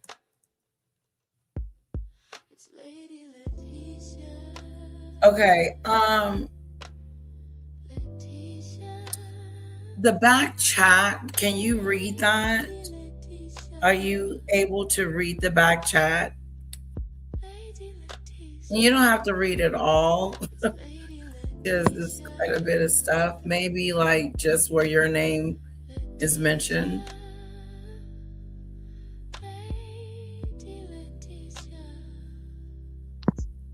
I see. Yeah, just I see it. Oh yeah. That's it. And I think we're good. No, Lady, I want you to go with the flow. I want you to be I don't want you to be so no, we want the real deal, everything, and we can go as long as you would like, and then part 2 will be part 2. So I'm at your time schedule. You let me know when you have to like wrap it up. Okay? No, Wayne, look, Wayne ain't even talk. We ain't talking about no wrap it up yet. We talking about like as far as you going forward with your question and the structure of this interview. I want you to feel very comfortable with asking me questions and things of that nature and stuff like that. Like I said before, I'm feeling comfortable being up on your platform. I'm not nervous or anything like that. I'm not hiding anything. I want to be an open vessel. I want to be an open book. I want to answer the questions that people probably want to know, and more. And it is what it is. I'm here. I'm here for it. I'm here for it. Let's go. Let's go. BTS versus Jaguar Rights. I like how you were talking about your comedy club and Kevin Hart being there, and he actually won, correct? Yeah, that's when he blew it. Yeah, he won. He won. From there, Kev went to Def. From there, Kev went to he started doing New York. He started doing the small circuits in New York. Prior to that, it was a promoter from New Jersey. It was a club called Sweet Cheeks in Atlantic City. They used to always come down there and scout out comedians from the Laugh House and bring them to New Jersey for the Atlantic City Boardwalk to do shows. And their shows at Atlantic City didn't start till like 2 o'clock in the morning, 1 o'clock in the morning, stuff like that.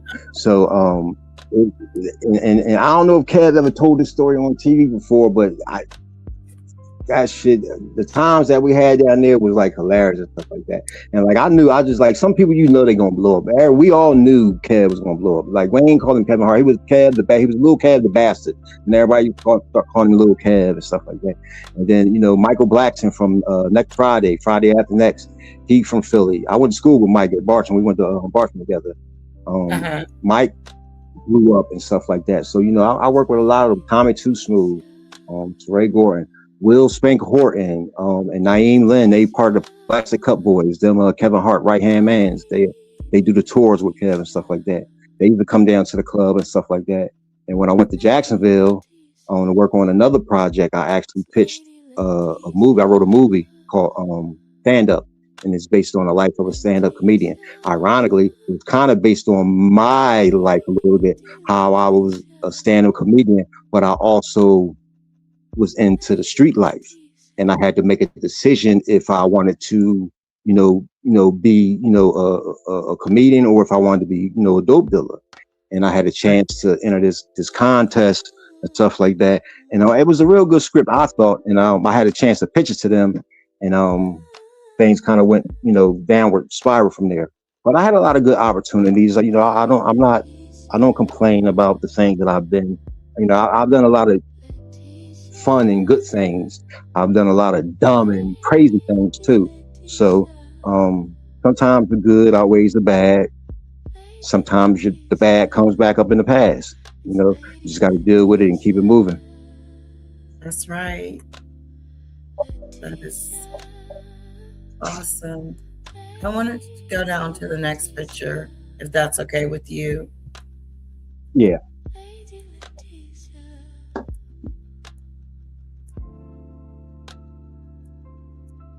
Can you tell us about this one? Hold on.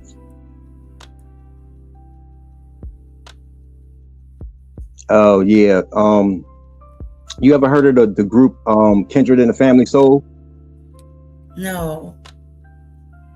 Well, they're a group out of Philadelphia. They matter of fact, you'll probably hear Jaguar Wright talking about a lot because she worked with them a lot. Well, their brother, one of the lead singers, their brother, his name was Moses the Comedian. He's a well-known comedian out of Philadelphia. He brought me out to Rochester, New York, to do a show, and they brought me on a Good Day Rochester. So they had me in the news. I wish that clip was funny.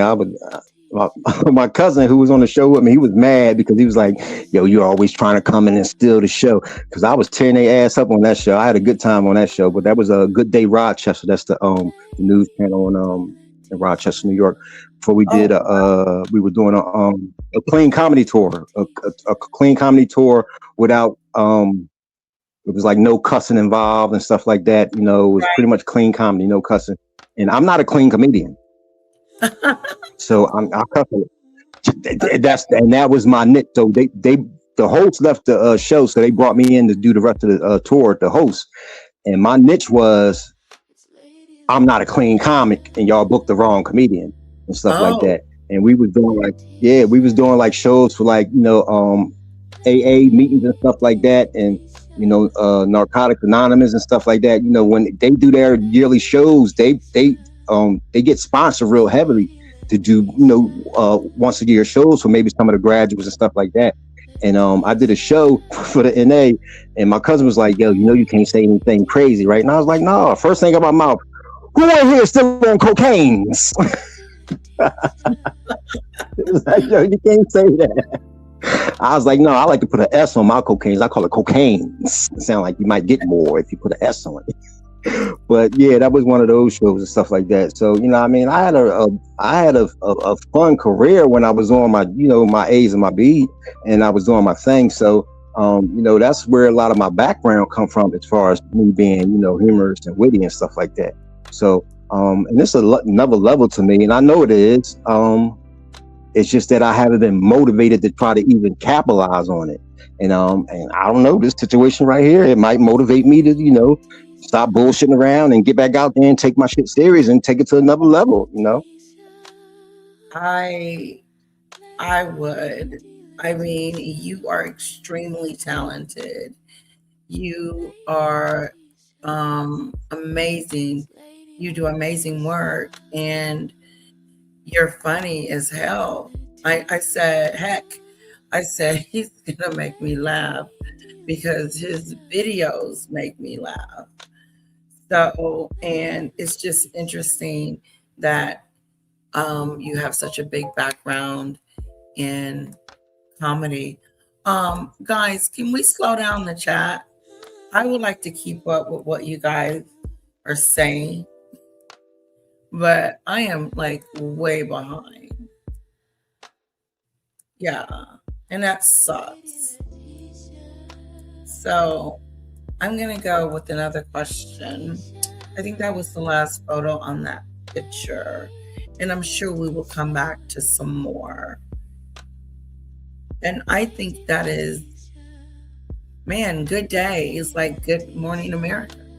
It's like, that's pretty. Real quick, somebody in the chat at JFam 8116, when she said I love Kendrick too. Like when Jag be going home, I don't know if y'all see, a lot of y'all probably don't dig deep into it like I did get deep into it. But Jag, she was really talking dirty about Kendrick, man. I was like, man, how you gonna like, what I mean? Like, and I got a rapport with those people, man. I'm like, and that's why I say a lot of the people that Jaguar right now, I know too. I'm trying to tell y'all like that, so I got a rapport. So it's not just me, wanting to dog her out and stuff like that. What I mean? It's like a lot of the people that she talk about. So I know some of these people, like, God, seriously, I do.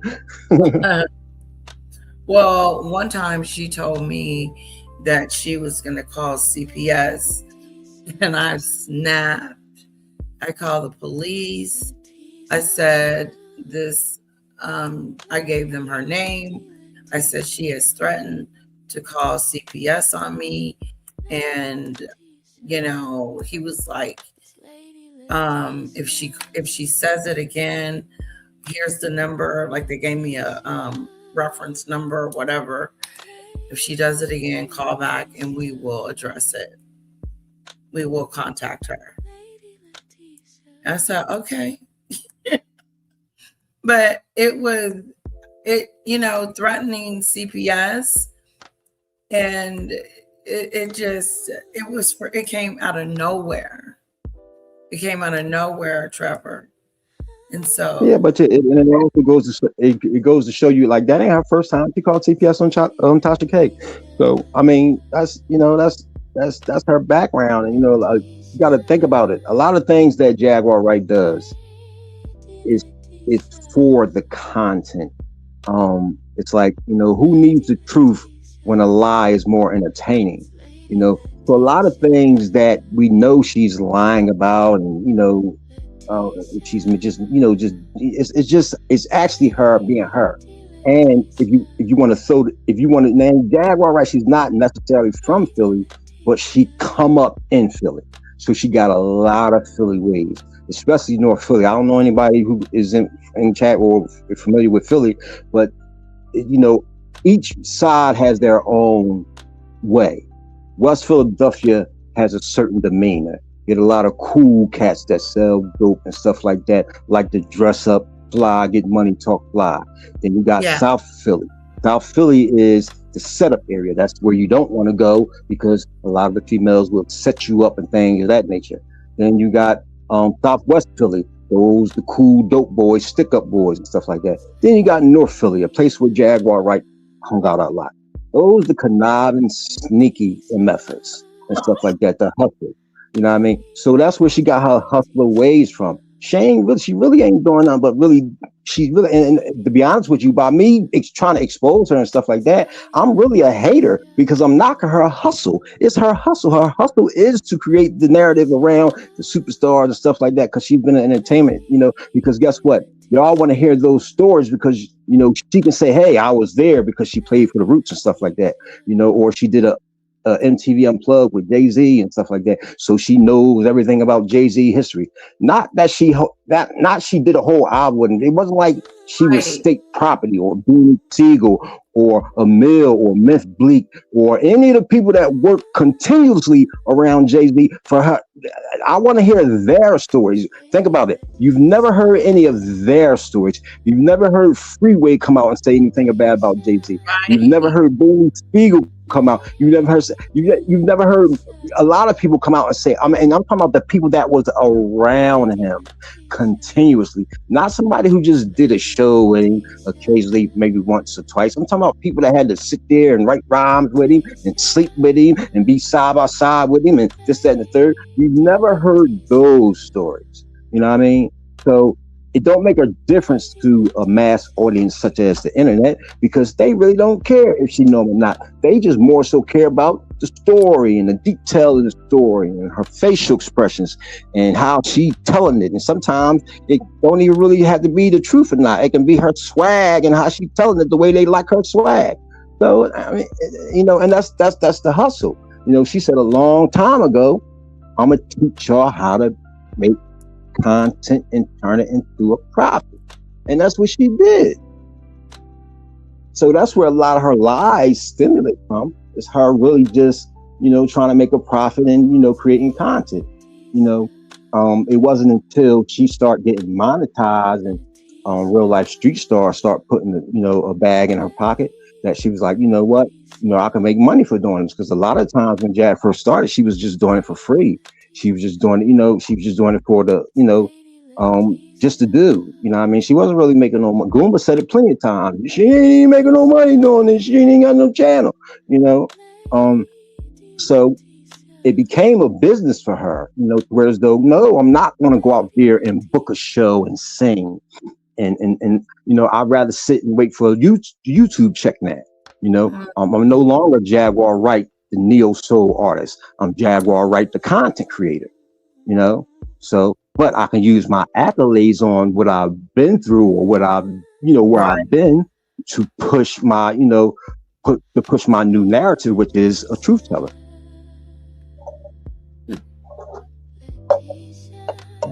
Interesting.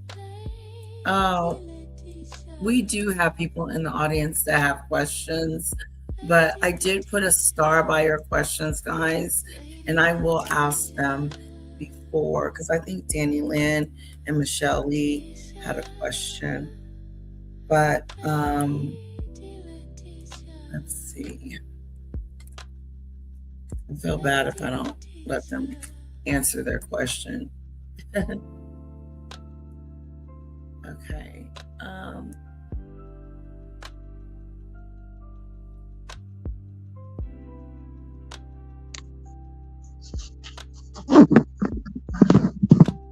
Lady Latesha, I'm right here. Give me 1 second. Oh yeah, take your time.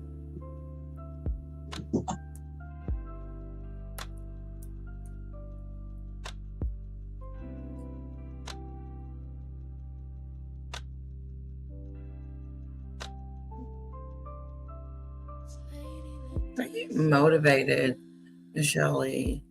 Seems so motivated. I hope you guys are enjoying the live. I do apologize for the slowness of my reading. I'm really Okay, I'm back. okay. Michelle says, Trevor, were you artistically gifted as a child and child that contribute to your cartooning gift? Hell no, I was bad as a child. I wasn't thinking about no goddamn cartoons. First time I got locked up, I was probably 16 years old for selling dope, and I got court more with I got court more with the shit than I did when I was 14 than when I was in my later ages. So I had I'm not saying my upbringing was rough. It's just that I just hung around the wrong people when I started out young. So Mm-hmm. I didn't get into anything as far as entertainment and being creative until I was around, I want to say maybe 18, 19. That's when I started going to the laugh house because I was always a class clown in school. And even when I was out on in the streets, hanging on the corners and stuff like that, everybody was like, yo, man, you funny, you funny, you funny. And then one day, a friend of mine, she was like, yo, they're doing open mic. They're doing a comedy contest at the Laugh House. You should go down there and try out. And I was like, man, I ain't. But then I was like, you know what? I started, smoking my little bud, and then I would come up with some funny stuff, and then I said, you know what? I started writing it down so I can remember it because I was like, yo, I'll come up with the funniest stuff when I'm high. So I started writing all my jokes down on a piece of paper. And then in the morning when I wasn't high, I started reading that shit back, and I was like, yo, this shit funny. So, but at this point in time right now, I'm new. I'm not even gonna say I'm new. I'm interested because somebody's put the thought in my mind. So I don't know anything about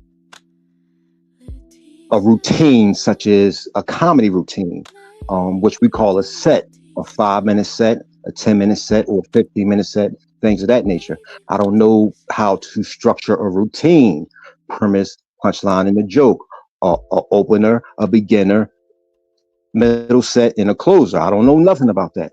So I just took a chance and I went down to the Laugh House in Philly, and I signed up for the contest. And I just thought I was going to sign up and leave. And then my man, Trevor Gordon, first person that ever put me on stage, Trevor Gordon. He put me on stage. Matter of fact, he didn't put me on stage. He was like, coming to the stage, I want to give it up. And I'm sitting in the audience. He said, come to the stage, I want y'all to give it up for Will Cam. I'm like, man, before he said it, he said, this guy, he probably don't even know he about to come to the stage, but you know why we do it here at the Laugh House? We give everybody a chance. Coming to the stage, give it up for Will Cam. I started clapping. I don't even know they talk about me. I'm looking around like, when this motherfucker gonna get on stage? Come to find out they talk about me. So I was rushed up on stage at the last note, and I'm like, and now I'm trying to remember all the shit that I had wrote down in days prior and stuff like that. But I can't because I never knew how to structure a routine. So one thing about the stage, you get hit with that spotlight.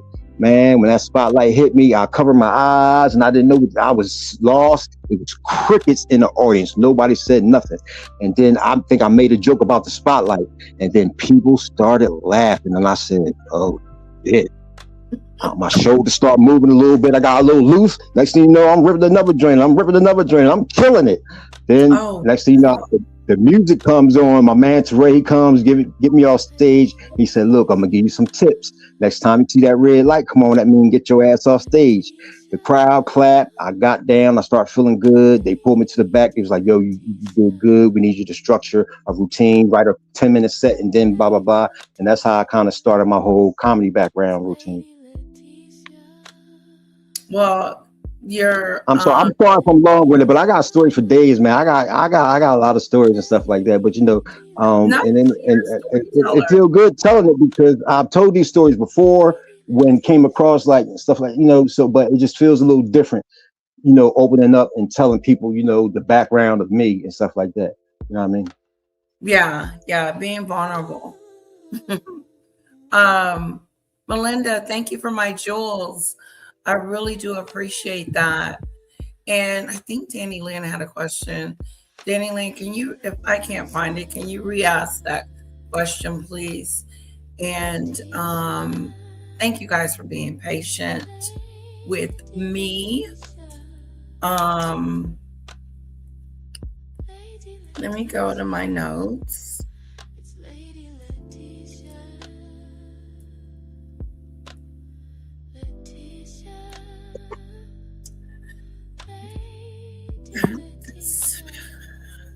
What brought you to the black tea sector originally, and how long did it take Well, for you?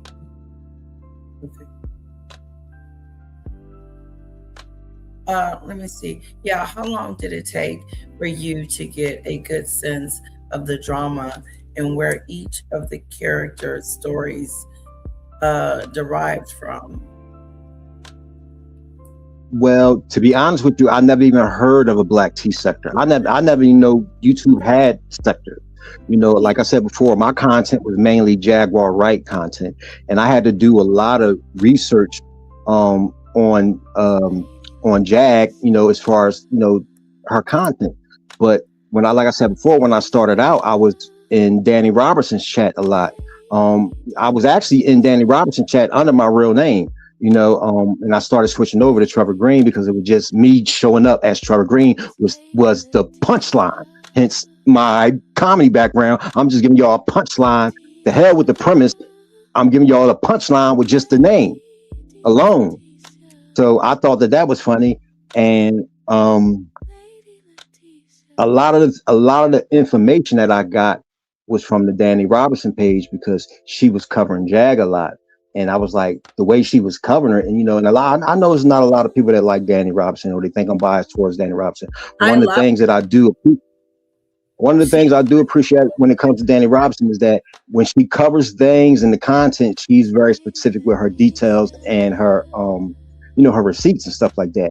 So, and that's where I wanted to start at. I wanted to start out with making sure that I was presenting, and there's a lot of things that I didn't know that I was like, what? Oh shit, she did this and she did that. What? That Danny was covering, So I was like, I was hooked, and then me and Danny, and this is how green I was to the whole black tea sector. When everybody was running around calling Danny Robinson, what the hell he was calling her? The soul cyclist. Look, listen, I was on, and Danny can confirm this story, and she ever hear this story, she know what I'm talking about. Look, and this is why she,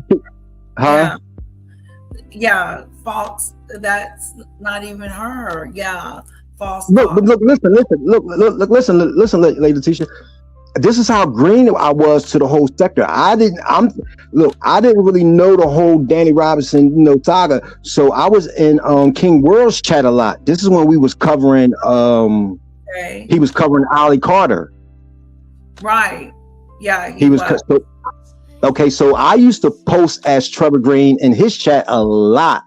Like and look, listen, I was tearing Ollie Carter ass up too as Trevor Green.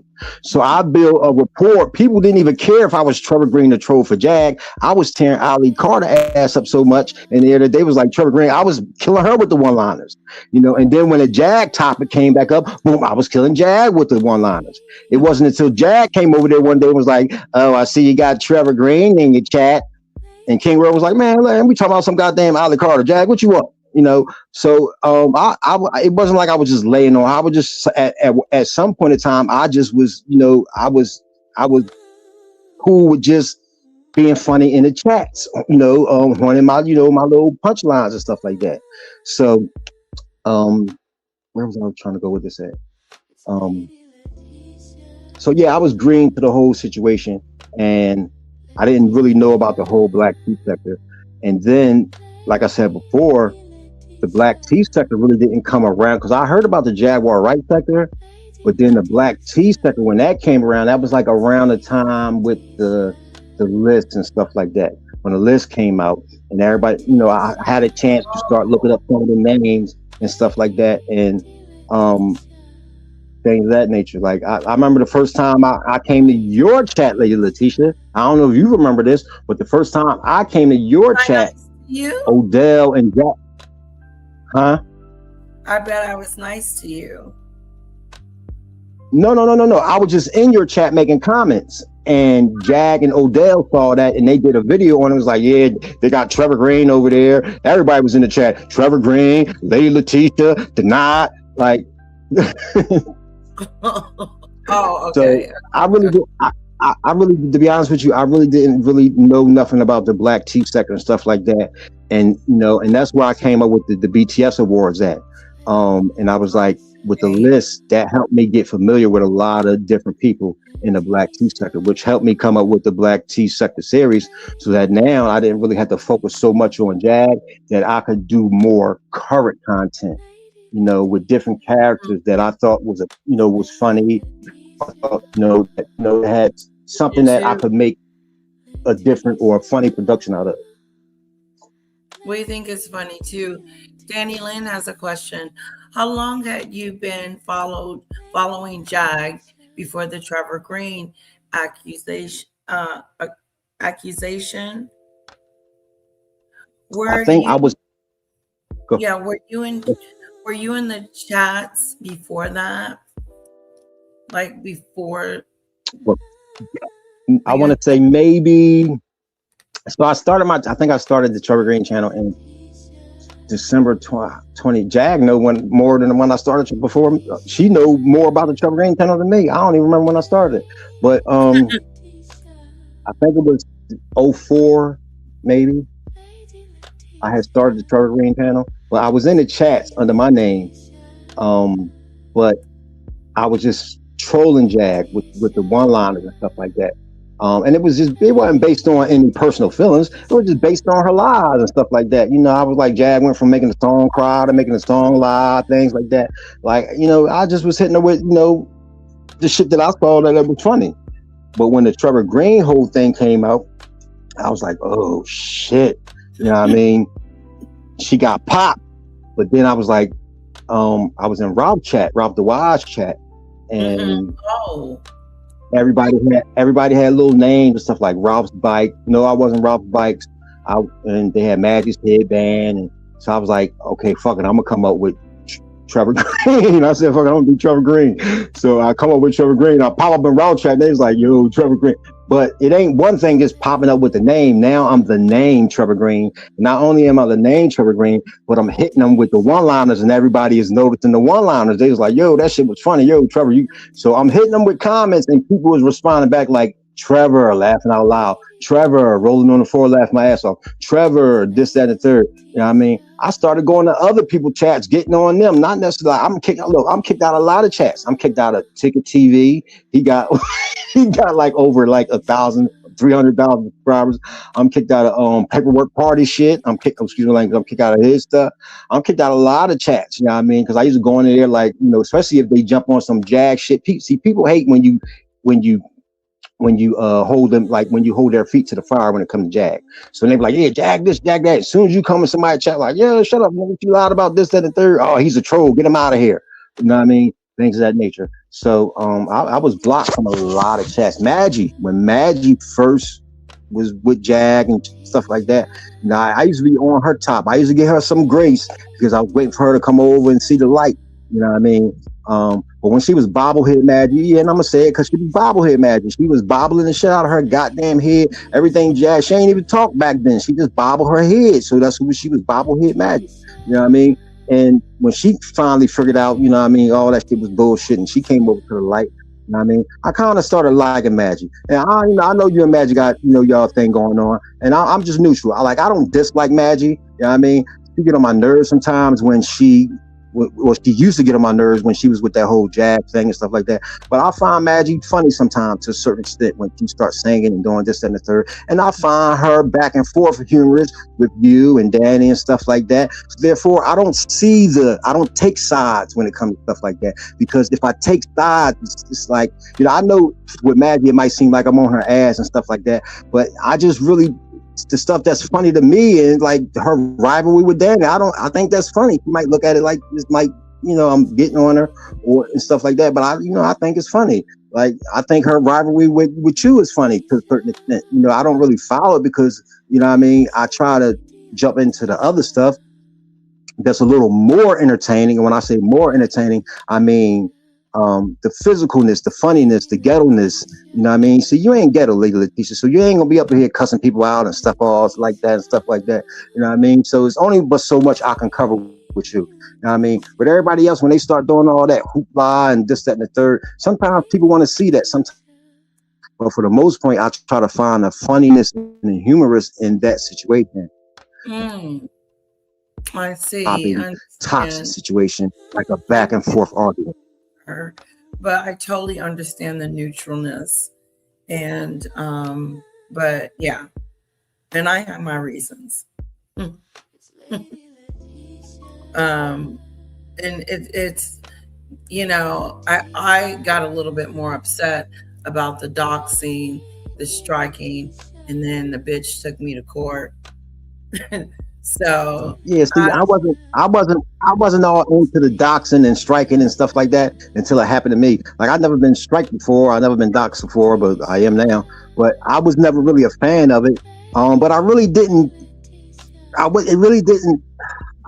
I wasn't really tentative to it. Like it wasn't really a concern for me when, like, with people getting doxxed and stuff like that. Because I was like, I mean, it is what it is. Like you put somebody mug shot on there and stuff like that.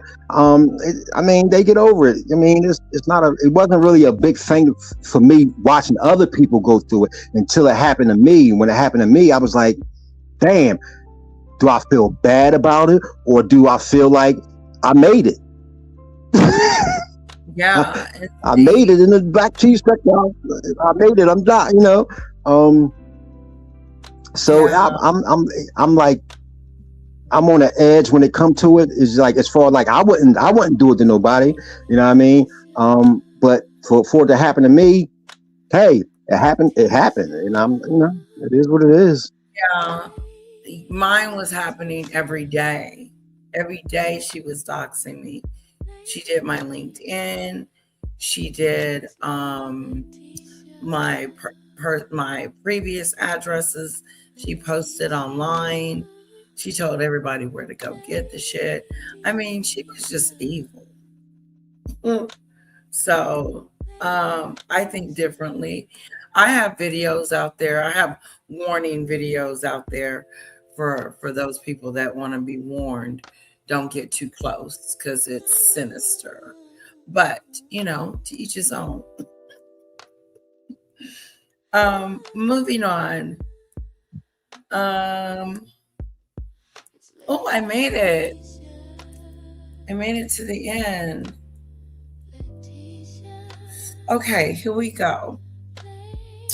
Do you feel you are all caught up with each character's history on the BTS sector, or is it just some? Can you repeat that? I'm sorry. Can you repeat it? Do you feel you are all caught up with each character's history of the BTS sector? Like, do you think No, Sammy very no, well? no. Not honestly. To be honest with you, I'm no, not really. I'm just really getting into it with a lot of with certain characters, like for example, like Lady Val. I love her character because she brings so much versatility to the the series as far as her storyline and her not even being around for a while. Um, Mhm. with Sammy, I'd never really I'll be honest with you. I knew of her, but I wasn't really a following her or anything like that. Like that's why I didn't cover her in the BTS awards or anything like that. And she wasn't really. She wasn't. I don't. I'm trying to find the right words to say it. She wasn't really a thing for me because I wasn't aware of her like that. Um, she just started getting, popping like that with her whole controversy with Ben and stuff like that, which is no knock to her. Hey, if it works, it works. You know what I mean? She was smart enough to ride that wave. So, I figured since she want to ride the wave, I'm gonna ride the wave with her. And that's why I covered her the way I did, because regardless if people liked her or not, she still was a highlight and she was a topic of the current affairs situation. So it behooved me to cover something that was current. Whether people liked it or not, I know people started getting tired of her after a while and and it is what it is. Kai, I wasn't really aware of, but then he started growing on me. Mel, I was posting Mel on some of my um uh, cartoons before I even know who Mel was. I wish I knew who she was back in the day. Then I would have been able to incorporate her. I wish I would have been able to incorporate a lot of people with a lot of my old material. But I was just so fixated on the Jaguar Wright story because I just thought it pertained more to the Trevor Green name. And Jaguar Wright has so much crazy ass content that I was like, people used to always tell me like, yo, you ain't gonna never run out of Jag content. And it was right, because I was like, you know what, I can always hit him with this and hit him with that. So like I said before, moving towards the BTS sector, it was a breath of fresh air, because I was like, now I get new characters and stuff like that. I mean, I can have some fun with it, and it was fun. Like adding different characters to the series was fun for me, and it was it was entertaining for everybody else who watched it. Based on the comments and stuff like that, and then just for people now not even associating the name Trevor Green with Jaguar Wright, because honestly, a lot of people really wasn't. They were just really starting to associate Trevor Green to just the cartoons and maybe sometimes just the BTS sector, especially when I start including, the BTS sector characters. Trevor, do you have a PayPal? You have Cash App, right? And I have it. Hold on. No, I don't. You know what? You don't have that no more? No, I have my Cash App. I don't have PayPal. Right. That's what I thought. Yeah. You have Cash App.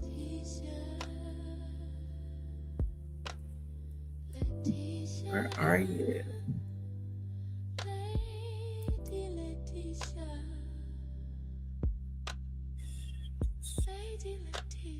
Can you type in my chat your Cash App, please? We would like to give to you, especially for your time, sweetheart.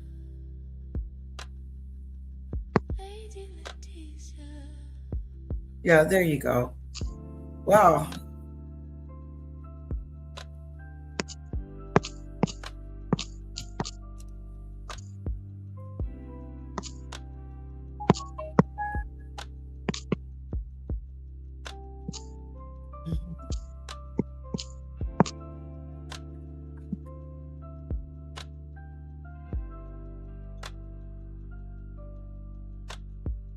Wow, this is so I'm really enjoying this. This is great.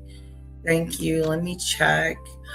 Ooh, look at Scorpio showing out with the super chat. Wake up, wake up, wake up, wake up, wake up. Thank you so much. Hey, Lady L, Mr. Trevor Green.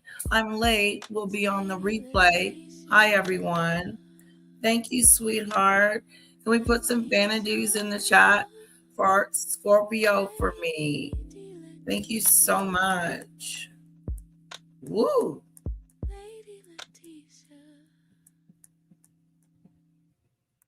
There we go. Okay. How you doing? Do you need to get something to drink? No, I want to answer Junkyard Dog question. He said, "How did you come up with the Brown Suit Band?" Go ahead. To be honest, one of the subscribers, and I apologize for not knowing who, but if she ever hear this video, she know who she is. She can take her credit. She came up with the name Brown Suit Band, and she used to say, "I love the Brown Suit Maestro." And I never had a name for the Brown Suit Band. When I saw that comment, I then named the band the Brown Suit Band. And then she was like, the next video she commented, she said, "Oh my God, the Brown Suit Band, I love it." I said, "Take a bow, because you're the one who named it." So that I always read the subscriber comments and stuff like that. I always take note on a lot of their comments, what they like, what they don't like, their opinions and stuff like that. I love when it comes to subscribers giving input on the actual page in the series. With the news reporter, I love the news reporter, and he's actually helpful when it comes to moving forward and trying to get monetized because he acts as a commentator now, which is for fair use commentary. So I have to use him going forward because with him he gives me that commentary. But he doesn't have a name, so if anybody want to get a news reporter name, feel free. I'm taking all comments, and maybe he'll be named something that you name him. Love it, love it, love it. Q&A questions on your channel as well. You've never done a live, so no, and I no, and that's something that I think I want to get into in a future moving forward, especially with me being exposed now.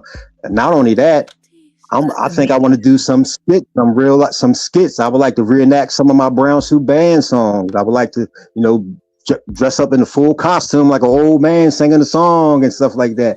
You know what I mean? Like there's a lot of I can get real creative and witty with this thing. I can take it to a whole nother level. Trust me. I can productionize the shit that's in my mind right now moving forward. It's crazy, and which is, I don't think it'll be helpful to Jaguar Wright with the shit that's in my mind right now, because I'll put the effort and the time and the thought and the creativity into it and really blow this shit up if I want to. Wow, I mean, you have. But I'm being humble right now. Like seriously, wow, that's going to be interesting. Something to really look forward to. That's for sure.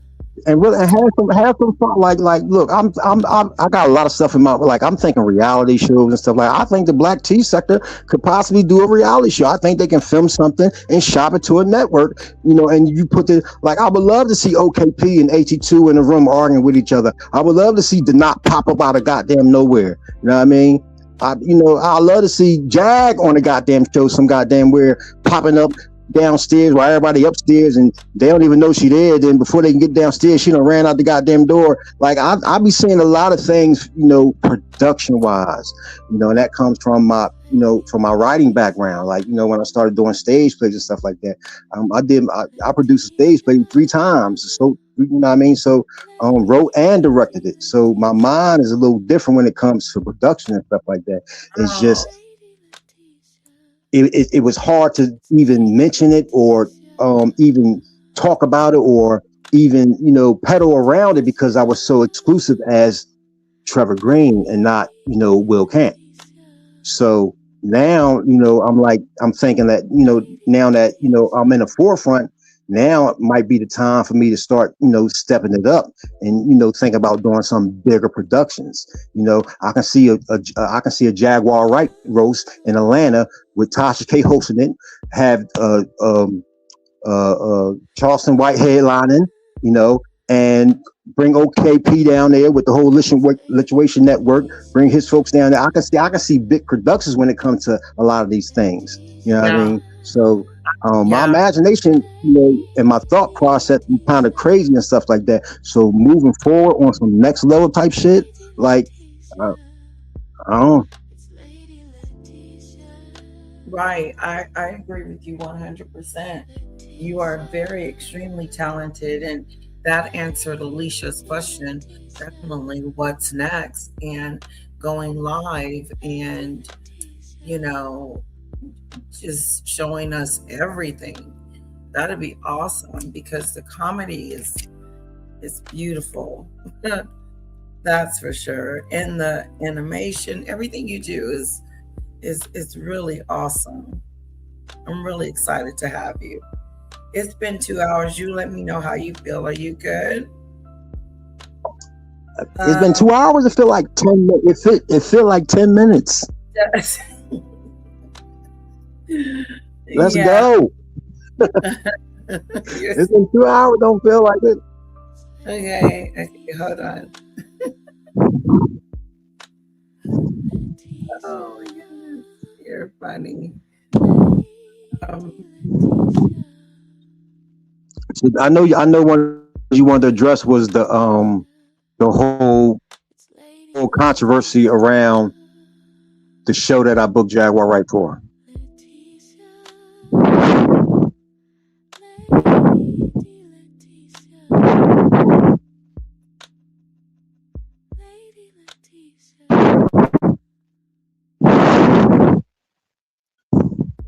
I have a question. It appears that Jack may be your main character. You have a certain bad feeling about, I guess. Why is this? Is there something from your past where all this began between you and Jack?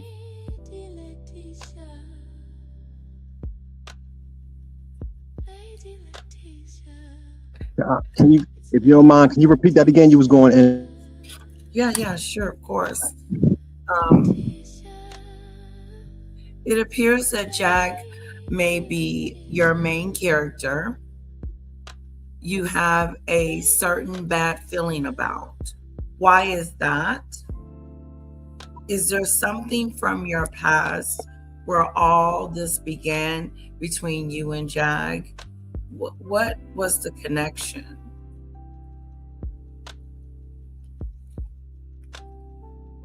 Well, it's not anything. I want to say bad. It's not bad in the past. It wasn't bad.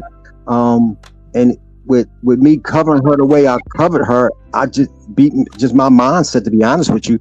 I just thought that the whole Trevor Green name fit the whole Jaguar Wright narrative. So that's why I only really covered Jag. As far as my past, like, yeah, I had a business dealing with her, and it wasn't a great business dealing with her, regardless of what anybody say. But that really didn't reflect on how I really felt about her, because like I lost all interest in a Jaguar Wright. After the show, I wasn't. I was more so pissed off at her, because of her lackluster performance, and how I was disappointed in her because of that, not because she was lying or anything like that and stuff like that. You know what I mean? Like, I'm a production guy, so I value production stuff. You know what I mean? So when I'm putting together shows, people, they thank me for. They don't say, "Oh, it was a great show." Some people say, "Yo, I love the production. I love the centerpieces on the table. I love the fact that you had people that are vending. I appreciate the fact that you have food there, to feed the people, and you had an open bar, or things like that. The lighting, the sound, things of that nature. Like, so I've done so many shows that in real life, you've had a encounter huh? with her. You've had an encounter with her in real life. Yes, I booked Jaguar Wright. Now, to clear that story up, and there, Yes. clear that story up, I had like I was trying to explain, but to make it, to get the full story out now that I can. A gentleman named Tony, he used to work at my club with me booking shows. He booked my Eric Roberson shows. He booked Carol Riddick. He booked a couple comedy shows. He came to me with the idea of booking Jaguar Wright. And I was like, cool, let's do it. You know what I mean? Because, the price was right. And then we just came off of 2 successful shows. So that was his role at my club as the manager at that point in time. Now, when he booked Jack Wright, and notice I saying when he booked Jack Wright, I didn't book her. He booked her. So therefore, I wouldn't know the booking agency or none of all that bullshit. To be honest with you, I had other shows going on, and Jaguar Wright wasn't a priority because she had already fizzled out. You know what I mean? That's why I was getting her for that low of a price.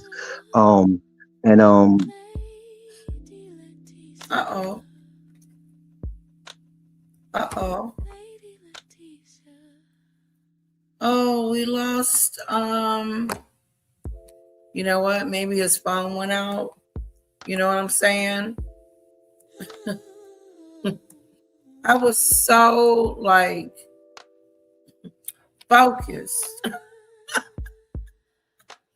Hello, chat. Hello, Auntie Mickey. Hello, all the new people coming into the room. Welcome in. Welcome in. I'm sure he will be back. I dropped the link for him. CC. I want to say.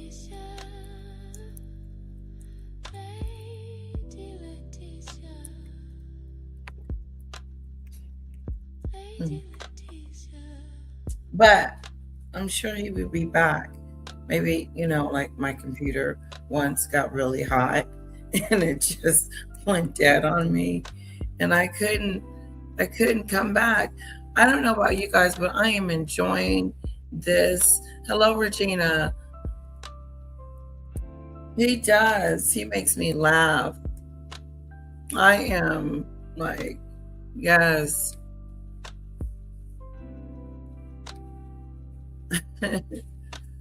Melinda.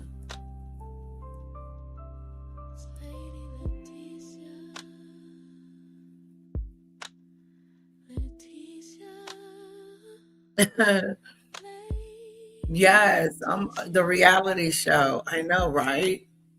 I can see all that. I mean, he has some great ideas and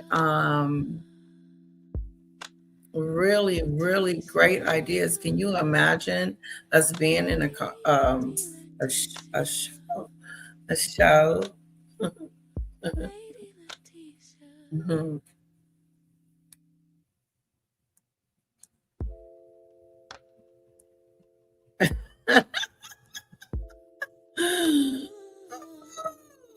You guys, hello, Cassandra. Hello, you guys. Hello. Thank you, Scorpio, for my super chat. I appreciate that. Guys, this is intermission. Intermission. Commercial. I'm going to get me something to drink.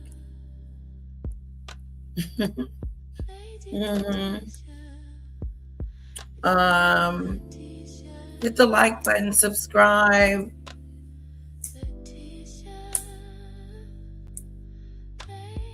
He is extremely talented. His stories, he's like a storyteller. I love his stories. Hello, Frida. Thank you so much. Thank you so much for the super chat. I do appreciate that. Welcome back, hon. I didn't even know I was offline. My bad. Oh, did you lose like your battery or something? No, I just said something went wrong. I was talking my butt off too. Oh, I don't even know where I was at. Yeah, I don't know what happened. Yeah, that's so weird. Like you completely left. But you're back now, so we're glad to have you. We were missing you. Where was I at? Ooh. Where did I stop at? What were we talking about? Jaguar and how you guys met. Like you met for the first time and you had booked her and she wasn't expensive. So that was it, right? She wasn't that expensive. It was right there. Okay, yeah. So she wasn't that expensive because one of the stipulations was she didn't have a band. We had our own house band. So that's probably why we got her for a cheap price.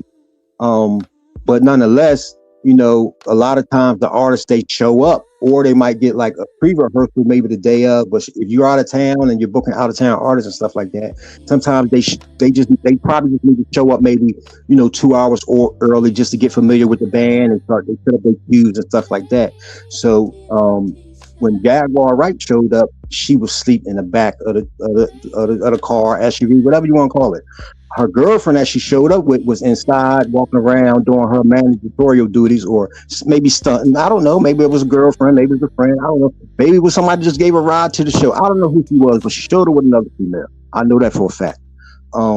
So my manager at the time, I was like, yo, man, the show about to start. What's up with Jag? He's like, she outside in the back. Well, number one, we sent a deposit in. Now he handled all that stuff. You know what I mean? All I had to do was cut him a check or give him the cash, and he handled that rest because it was under his promotional thing that he had going on. He was already known for booking artists and stuff like that. He just came in my club as a manager to promote and book shows and use my venue to do it. So once we couldn't get my venue secured, that's where we moved to a new venue. So to make the long story short, when I went outside to go pay her the rest of her deposit, that's when we had our encounter. And it wasn't nothing sexual or anything like that. We did a little flirting and stuff like that because, you know, that's just how Jag is. And it's not a big thing. It's not, and there's not nothing, you know, like not nothing shocking. That's just how she is. Did you say she was flirting what with you saying?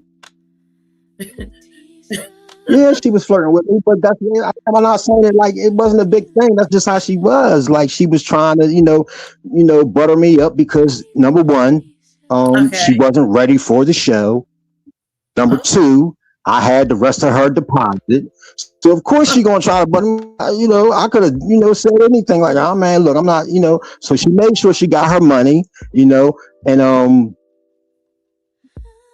I had I don't even know if I need to tell this part of the story anyway. But according to her, she wasn't there. According to what she said, Sammy's channel, she wasn't there. According to what she said, she never played there before. According to what she said, you know, I own my own band and stuff like that. You know, you know, but now Sammy got receipts saying that, oh well, the DJ said that she did good. Yeah. Tim Dog won't say that. That was Tim. That's my. He's the nicest person in the world. Even if the show was a bust, and that's everybody know Tim Dog was doing that. He's the type that'd be like, "Yo, y'all got to come down to French Quarters. It's popping, it's jumping, it's live, and there's only 10 people there." That's what he do. So of course he gonna sit up there and say, he sit up there and say, "Yeah, Jaguar, right." Good, la la la la la la. But if you check those other comments, when they say he worked and stuff, that's what they mean by work the band. She kept starting and she kept stopping and stuff like that. But you know what? That's what she does. She does that. And it's kind of similar to what comedians do sometimes when they're being introduced. They'll say, "You cut it, DJ," and they'll cut the music and they'll say, "Bring that shit back again." And you'll bring the song back again, and they come, "Cut that shit, DJ. Bring that shit back again," and they'll bring it back again. That's pretty much how Jag was trying to run the show, but it wasn't working. Oh, stop. Then I need the drums to come in. Drums, you start. I need the bass. Now you come, and I need you to come and do this. And it's too slow. Stopping the whole show. Y'all got to get on point. Y'all got to get on rhythm. And it was just like I said before. It was one of those type of performances where I was like, damn. You know, as a production guy, I look at all that stuff. So, like I said before, it took for the comedian. His name is Larry Lancaster. He's from out of Baltimore. I brought him down to perform. He went on after Jaguar Wright, and his whole set was about. He's like, look, he just went in on her. I ain't gonna say what he said, but he tore her ass up for the next 20 minutes, which helped the show. It was probably the best part of the show. The best part of the show was him tearing her ass up for 20 minutes because she was so bad, and that's what saved the show. My goodness. Thank you, Frida, for the jewels. And yes, her neck did. And yes, her neck did. I don't care what nobody say. Yes, her neck did smell like mildew because she was sleeping in the back of the car, and she wrapped her legs around me and pulled me in, and she pulled out the money. And yes, like and it ain't the hell with the storyline. I don't care what nobody believe about the story. Like hell, believe me when I say this part. Yes, her neck smelled like mildew. I seen comments like, "Hey, how he remember how her neck smelled, but he can't even remember the name of the club." I ain't want to tell the name of the club because I ain't want to get doxxed, but I got doxxed, so now I don't give a damn. The name of the club, my club, was Prince Quarters. The name of the place we had her shit in was Crystal Center, and yes, she smelled like mildew, whether y'all like it or not. The neck smelled like mildew. She had fuzzy balls on her fucking tights. I don't care who like it. I don't care who believe me. That's what's the facts. I don't care. Jag know I'm telling the motherfucking truth. Oh, that is something. Wow. A smell of dew. all on her neck. Ooh, that. Yeah, so for her to tell that story about like how, and look, and then she had sitting there riding for talking about, ain't you lying out there? To be honest with you, to be honest with you, Lady Latesha, I really wasn't try to prove anything till like towards the end. I just got a little flustered and stuff like that. One who flustered. She don't fucking know, and she's sitting there and just leaving with Jag. And then I'm like, how you do research and you got 2009 up there when I clearly said 2010? You know what I mean? Like, you didn't even go back into your own video stuff because you didn't want to. You just wanted to prove me wrong by proving Jag right, because you can't prove Jag wrong. How you gonna be down with the Jaguar right, checking Jaguar right, and you call her out and all the bullshit I'm calling her out on? It don't sit right. So you got to go against the grain. Everybody know that. You know what I mean? Everybody know that. So, and that's what the whole thing. And I even said, I said, shit, y'all think I'm lying? Shit, bet some money I'll reveal my name. I'll change my channel name if y'all think I'm fucking lying. And that's where the receipts came. And I didn't want to look for no goddamn receipts. I wasn't, so I appreciate the research that people was doing, such as IO, because IO came up with the receipt. And when IO came up with the receipt, she was kind of on point. And she just came up with the receipt based on what I was talking about. But she didn't dig deeper like, other people did. Not even that. It's just certain shit you type up. Because when I was looking for some shit, I was like, okay, let me tell. I can't find this. So I'm like, damn. Okay, let me just type up this. So if you go up on Facebook and you just type in my name, Will Camp and Jaguar Wright, something about the show comes up. If you type in best kept soul, if you type in something comes up. You know what I mean? But I couldn't say that. I couldn't defend myself with that. Like, yo, all you gotta do is go and, So when they was like, yeah, where your receipts at? Where your receipts at? I was like, in my mind, to be honest with you, I didn't give a damn about no receipt. I didn't care if y'all believe my story or not. I was just telling the story because it was ironic to the situation, not because I wanted fucking accolades or stars and stripes over no goddamn dusty ass Jaguar, right? Right. Yeah. She a criminal like me. She probably been locked up more than me. She is me. I don't care. Wow. Okay, because I got a lot of information and receipts.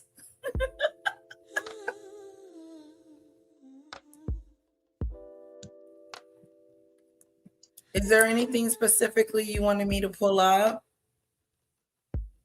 Are you good? You can pull up whatever you want to pull up. Okay. I know y'all reached out to look, and that's why I said I had somebody reach out to the actual band, and I said, you know what? And they said, do you want to be involved in the call?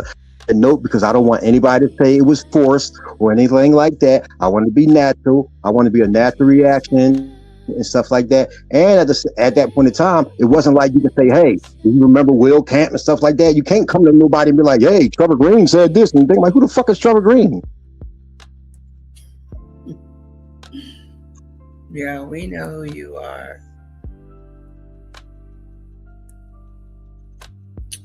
Okay. I want to ask some more questions.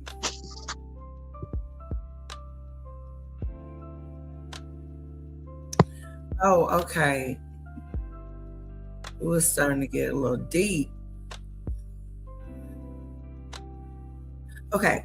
I saw that you did an interview with Sammy recently. Did she reach out to you, or did you reach out to her for this? Were you confident that Sammy would protect you? It wasn't an interview. Okay, it wasn't an interview. Okay. Yeah, it wasn't necessarily an interview. I was. She had mentioned something about me changing my channel name, and the only reason why I responded is because Jag had said something to me about changing my channel name a long time ago. Because believe it or not, me and Jag do go back and forth in the chats. Like, like it's not like it's one-sided. Sometimes when I'm trolling in Jag chat and she know I'm in there, me and her go back and forth. Like, and she said that to me. She's like, it's crazy because you got all that content on your page under the Trevor Green name. Then she even said it. She's like, well, I guess maybe you could change the name, but still. So, it was, that's how I knew I had her attention. But at the same time, I was like, you know what? It was still funny. It was still funny interactions. So, when I heard Sammy say, I don't know, you could change the name based on what she heard Dag say, I was like, why? So I went up there and she was like, no, you hit the link if you want to. So I was curious. So that's where the whole conversation came in at.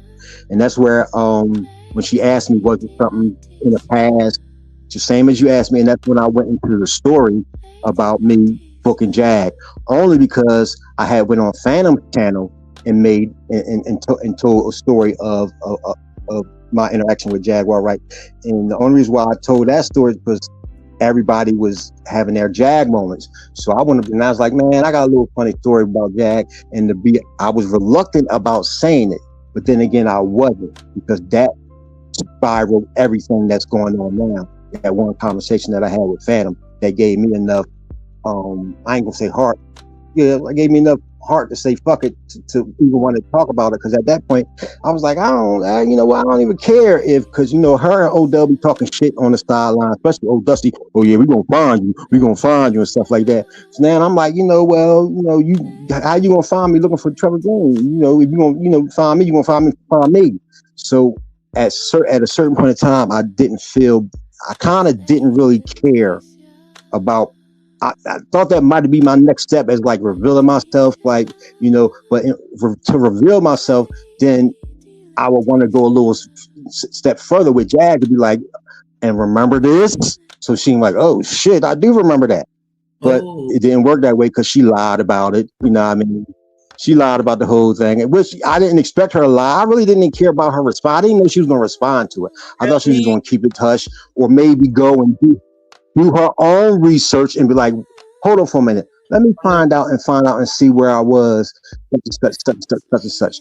And that's why the first thing that I ever tagged Sammy in on my post was, it was a Facebook post of mine, but I wasn't sure. I just wanted to prove the date because I forgot the date. You know what I mean? I wasn't remember. I had to look for a lot of shit that I really didn't want to look for. So I was like, ain't nobody trying to find no fucking day. I really now. But now the subject got so big that I was like, well, let me throw something. And I know the BTS always hold themselves accountable when it comes to the feet. So I was like, man, let me just throw this out there, whatever, just for the date. And it wasn't for Sammy. It was really for Jag, so she can remember. So maybe she had shut the hell up and be like, you know what? I ain't gonna touch this subject because you know what? I was there around that date, such and such. All it take for her to call her own booking agency, if she had one at the time, and say, where was I at? October 17th, such and such. Or call her girlfriend, like, or anybody. Did we do a show in Delaware and such? Or not. But no, she wanted to sit there with the bold-faced lie. She was like, she lied about everything else with a straight face. She lied about the whole Trevor Green shit with a straight face. And then when Sammy started co-signing that shit, I was like, what? But what really pissed me off is when she wouldn't let me on the panel. She could have just let me in the back chat and then drop that. But you know what? That was me being stupid, thinking that things should have went that way. Not knowing that when you a Jag minion, or you ride with Jag, or, you're one-sided, that, it ain't going to be what you think it is. You know what I mean? So why would she let me get my shit off to make Jag, to prove Jag a liar? Don't make sense. She's not going to let that happen. That is definitely not how you do things. That's just, that's not how you do things at all. Yeah, but at it's a crazy internet world. But you know what, Lady Latesha, for Sammy, that is how you do things. Because if she did something, if she would have let me up in the center, you know what it does? It tarnished her relationship with Jag. You know what I mean? Now Jag ain't so reluctant to want to deal with her. You know what I mean? Which, and Jag is a big part of helping getting, Sammy out of, her what's called cancellation. You know what I mean? But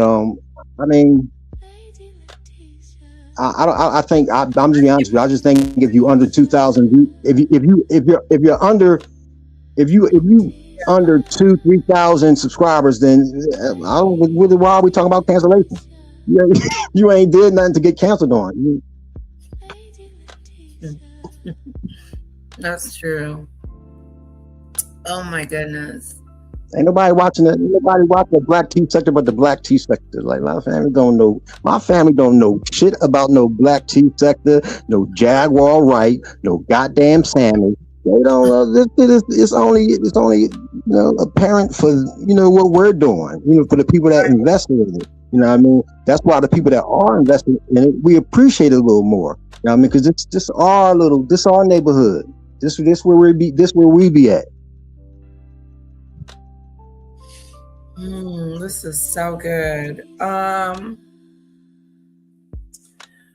Were you aware of Sammy's relationship with Jag? Well, I guess you did not, and you found out quickly. And did you feel that your interview or future, not interviews, wasn't it? With her would be successful? No.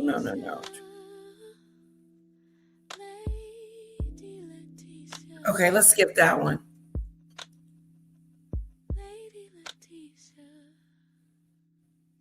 Why do you think Jag didn't want you to come up on the panel? Was she saying, don't let him up on the panel?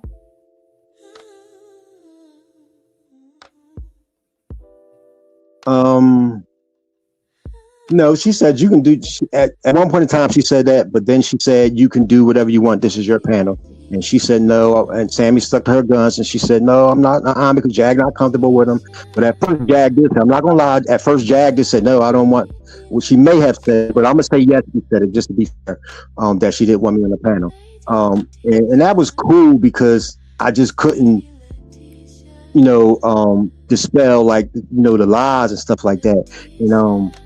And it is funny being on the outside looking in now when I'm on the inside, looking out. I'm normally one in the chat and stuff like that. And now I can't really get my point across because number one, I don't really want to disclose too much information. And number two, I'm not allowed to really get my, So now that forced me in a situation where it's like, now I got to prove myself, which I really didn't want to because I was ashamed of having to prove myself for Jag.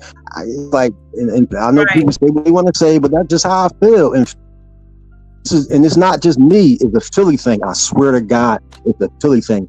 We not big when it comes to stars and stuff like that. Stars can't come up around us and be like, yeah, we don't give a damn about that shit. So, and that's just how it is. Like Jag wasn't really nobody. There's a lot of people that she wasn't nobody to us like that. She wasn't, she wasn't nobody as far as, the industry and stuff like that. So she wasn't really a big name like people might think, like Sammy might think she is. Like, she did this and she did that. I don't give a damn, Jag.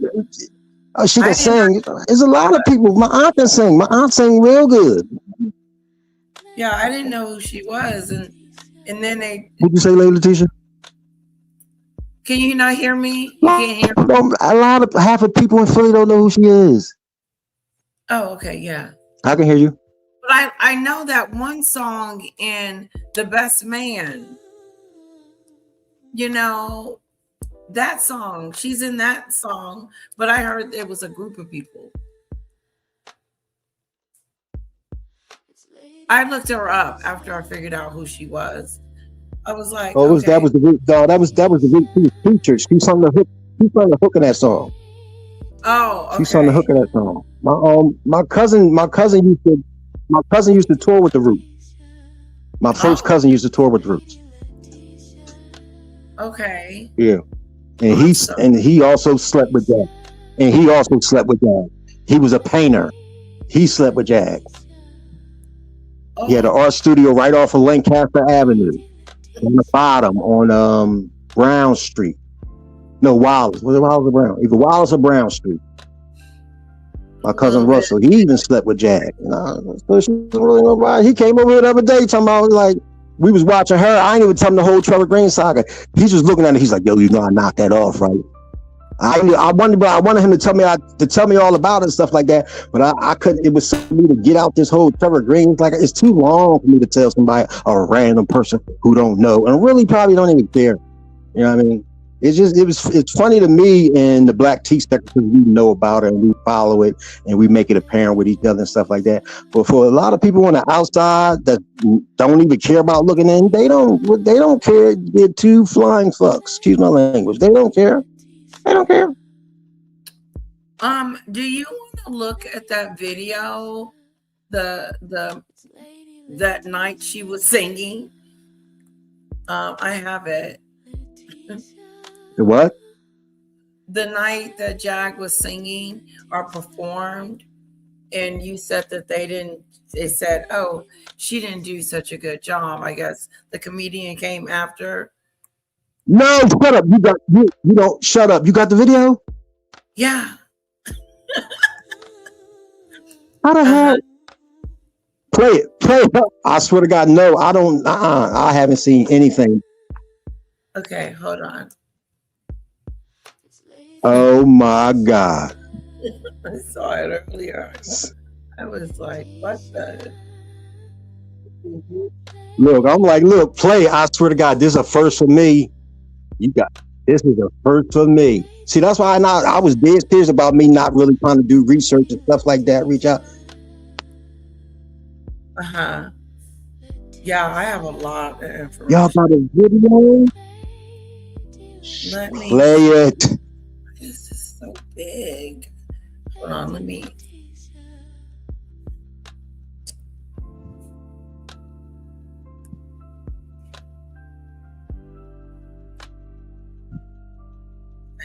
Some stuff. Hold on. Something weird is going on.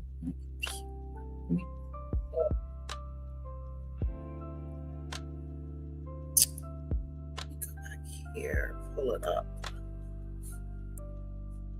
Okay, here we go.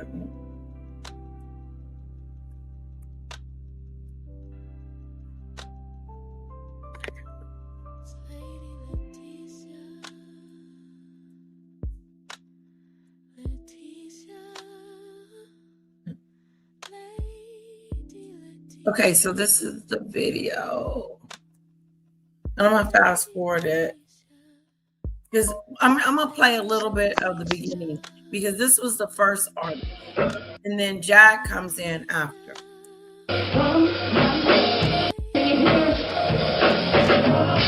Sometimes you give this man all your love, but he just don't know. He don't know what you just keep giving it to him.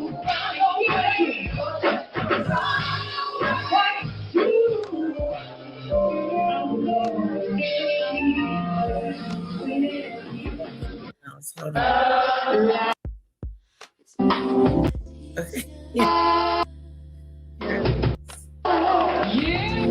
Carol Riddick. That's Carol Riddick. Huh? Can you see it? I was saying that was Carol Riddick. Oh, you want to see that? Yeah. You want to see a little bit of that? Yo,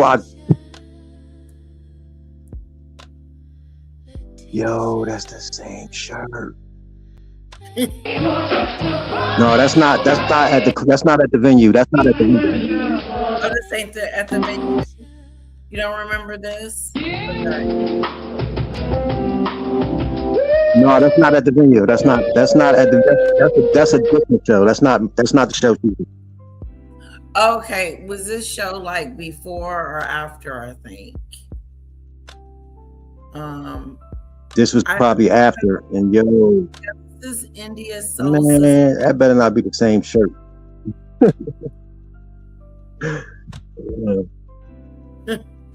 Jack, she was going hard. She was like, yeah, she was getting booked. She wasn't going to no booking agency.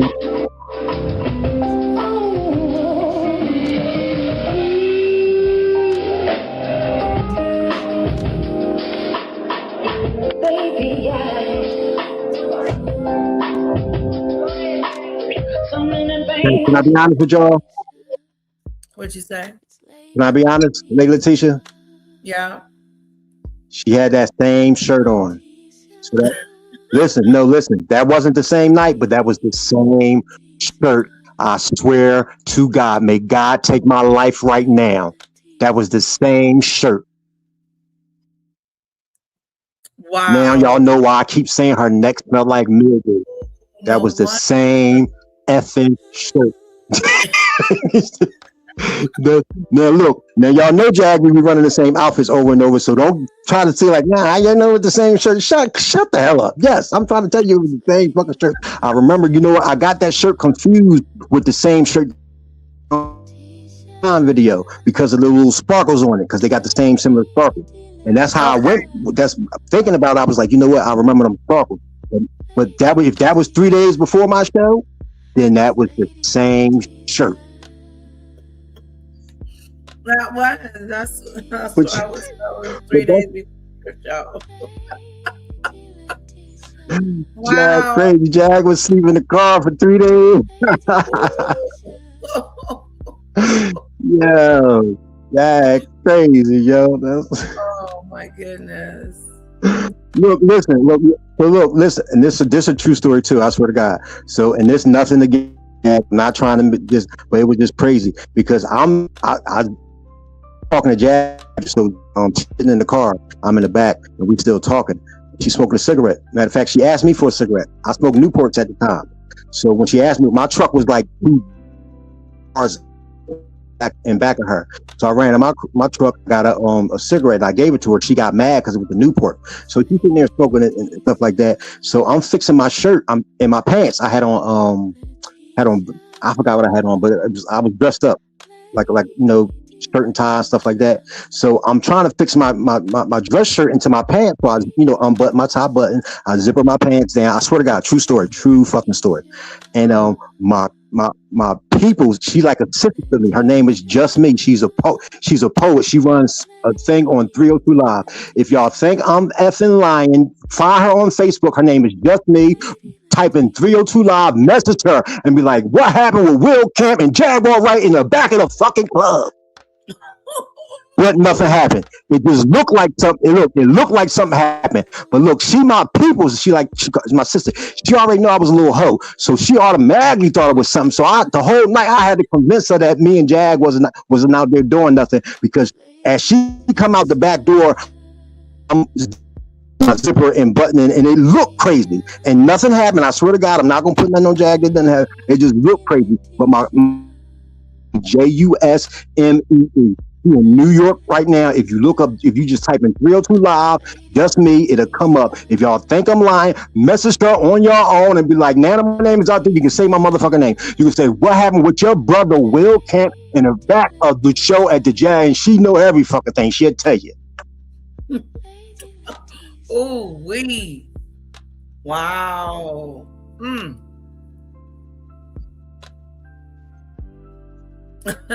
Shout out to Sean David Way in the building. I know he done had his trials and tribulations with Hagwire.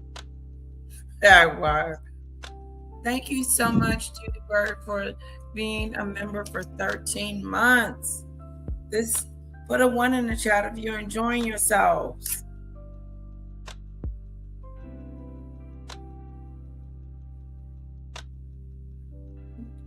I feel like you answered this. Okay. Do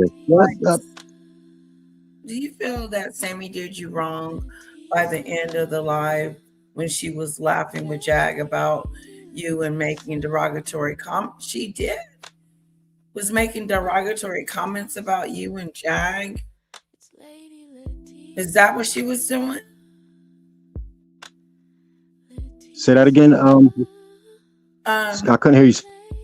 It says, what do you think? Did you feel that Sammy did you wrong by the end of the live when she was laughing with Jag about you and making derogatory comments about you to Jag? She was making derogatory comments to you.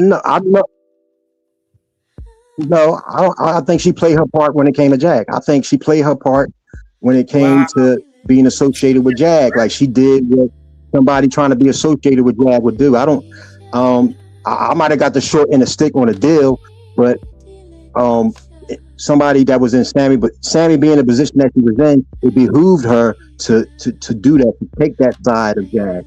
Like, you know, at some point in time through the whole live, you can find Jag constantly depending on to Sammy, can you ask her? Can you, like, you know, so you kind of felt the whole I'm riding for you, you ride with me, I wouldn't be surprised if Jag reached out to her before ahead of time, was like, but they talking about cancel you. They ain't gonna cancel you. They ain't gonna cancel you because all I'm gonna do is come over to your platform, and then everybody gonna want to come over there. And how they gonna cancel you when you attached to me? And to be honest with you, it all stems from Danny Robinson. And I'm be totally in my perspective, it all stems from Danny Robinson. Jag just wanted to come on Sammy's platform. This is the first time. Come on the platform and shoot her shot at Danny and stuff like that. Because Danny wasn't paying Jag no attention. Danny started covering other shit to the third. Like, to be honest with you, I kept Jag name alive in the Black Youth sector and the Jaguar right sector. Wasn't nobody checking for Jag. Last time, only thing you can find about the Jag fucking interview was when I was doing shit on the Trevor Green page. It wasn't nobody. I think AT2 even said that. He even said, like, Trevor Green is the only one that's keeping Jaguar Right alive. That's because I was constantly running Jaguar Right material.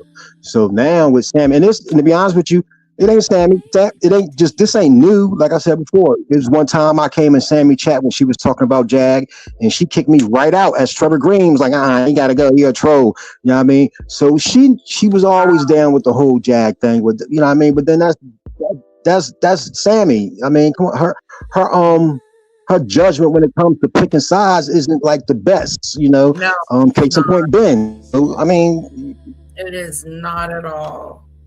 If she ride for Ben and all his antics, what makes you think she ain't gonna ride for Jag? Right. That's gonna fit right in. Fits right in.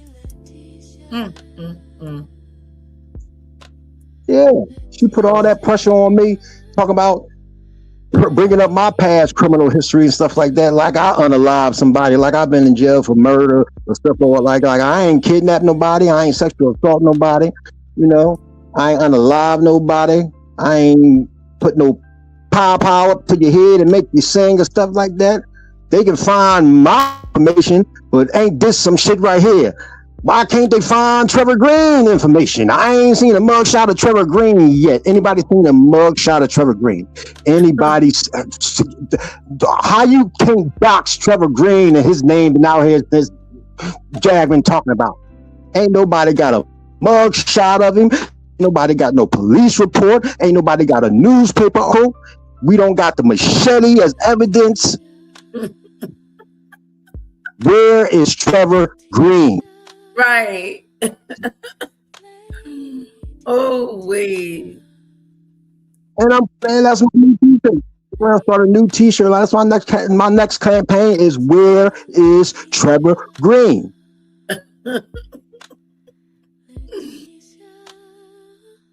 Can anybody tell me? I need your researchers to find Trevor. You found me in one day. How the hell you can't find Trevor Green? This Negro kidnapped her 4 times. I sold some narcotics and y'all get mad at me, but this Negro kidnapped her 4 times, put a pow to her head, raped her, and he ain't on being doxxed. Mom, where his mugshot at? Oh, my goodness gracious. I just thought that was ironic. Where is Trevor? She said, where is Trevor Green? Hashtag where is Trevor Green? Yes, I love that. Hashtag where is Trevor Green? Yeah, I don't think I can play. I think she could strike my channel for that. Yeah. I may have to just bleep it out. I know what to do. We're good. Jag got a 20-piece on, 27-piece on. All right. Let's see. We're going to wrap it up at the 3-hour mark. I think we did good tonight. That's another 10, 15 minutes. Okay. Are you good with that? Yes, I'm fine with it. Maybe we might have to do a part 2. I'm down with the part 2, Lady Latesha. I tell you, I appreciate it. Like this is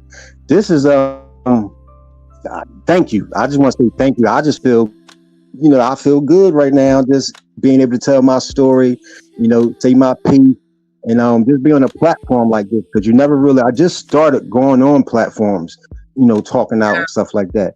So Be careful. I know you said maybe you're this was a okay, plus. but just be careful with her. If you decide to go and Oh get yeah, on, I'm a definitely fall back because I think my strong point is my content. You know what I mean? That's why I have to be so, but this is on interesting. platforms and stuff like that because I think Yeah, people want to know who Trevor is. I know I did, and still are getting to know you. This is so awesome. I appreciate the time you've been spending going over your whole life with us, and I like the way you tell the story. It's intriguing. Let's see. Do you plan to do any follow up? No, no, you're not going over back over there to Sammy's. Period. I wouldn't imagine. oh hell no, no, Right. hell no, mm-mm. No, I'm Question. Do you? hell no. Why would I go over there? Like at this point in time, Trevor Green might be her most best content. Right. That's. I mean, you But have. her engagement isn't like if you like she'll have two 2,000 views and 43 likes. That's bad engagement. My ET video has 1K views, 200 and something likes, and over 130 something comments for a 2 minute. That's engagement. That means people like that means people like your content. They're Right. engaging in it. They're commenting on it. They're talking about it. Some of the best. Like, look, I got a video on. I got a video on my page that did two, maybe close to 3 million views, right? And I can't even tell you what none of them have said in the chat. You know what I mean? Because it's not pertaining to the black tea sector. You know what I mean? And it's not really interesting to me. What's more interesting to me is, the content that I create within the black tea sector and the engagement. I love people's point of view about the videos and stuff like that, what they like, what they don't like. You know what I mean? So that's more intriguing to me than doing, a so short or video about nothing that has anything to do with it that's getting 2 million views and 1,300 comments and stuff like that. I probably haven't even like or heart the videos and stuff like that, but I like and I heart every video every comment that I get on that Trevor Green page. You know what I mean? Because I like the engagement. Some of these people, they don't get the engagement. They don't get their likes. It's like you might get like 37 likes on a 2,000 view video and stuff like that, and think they popping and stuff like that. I'm not a stat checker. I don't check the stat and stuff like that. You know what I mean? Right. I just know that if I put a lot into what I'm trying to do, Right. I know what I'm capable of doing when it comes to putting together a production, a skit, or whatever. You know what I mean? But being held back by just the Trevor Green name might have has to do with me not wanting to, venture off into, really making some different type of content. I got in the black tea sector because I like the people in the black tea sector. I like the characters in the black tea sector. Good or bad. So, how are you doing? It is what it is. So, thanks for stopping by. Love you. That's Sean. That's one of the guys that you have. Remember Official King Payne and Sean Davy Wade that made the list? Yeah. He's one of the gentlemen that made. Who are you talking to? I don't know who Sean Davy Wade is. Huh? That's Hair Flip. Okay. That's Hair Flip. Hair Flip. What? Okay. Hair Flip. I think it'll be Hair Flip. I know who Sean Davy Wade is. I was gonna say you had him in your show. Okay. Yes. Do you plan to do any more content on the Sammy and Ben relationship? If not, what is one storyline No, that you because to be honest, and it has nothing. No, no, and I'm gonna tell you why. Because and it has nothing to do with the recent activities that happened. right? I got a lot of comments of people getting tired of the whole Sammy and Ben saga. So because I was wearing it out a little bit because they were main focus of the content, and I knew it was just more. For me, the way I looked at it, it was a little bit more entertaining. But now people getting tired of it and stuff like that. Um, so it's not. It really don't behoove me to move forward. Now, will I have Sammy in some of my videos? I think I possibly might going forward, but she won't be Sammy. Her Sammy. She is now her character now is the ET. I cannot get away from the ET.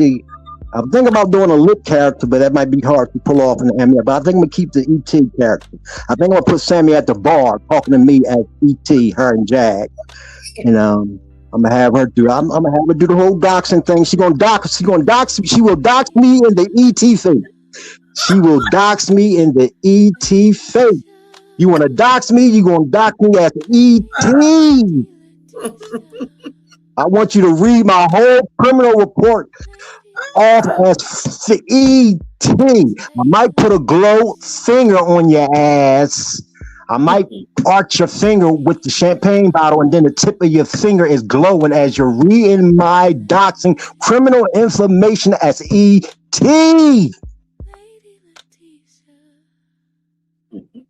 That's right, Danny Land.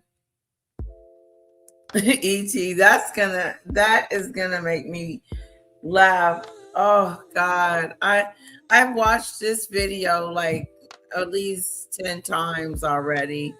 And I played it on my show. Lady Latesha, look, I'll be watching it. I know what part gonna come up. I laugh the same way every time, like I've never seen it before. When that shit pop up, and that shit. So you know what? Like I said before, she should have got before that video right there.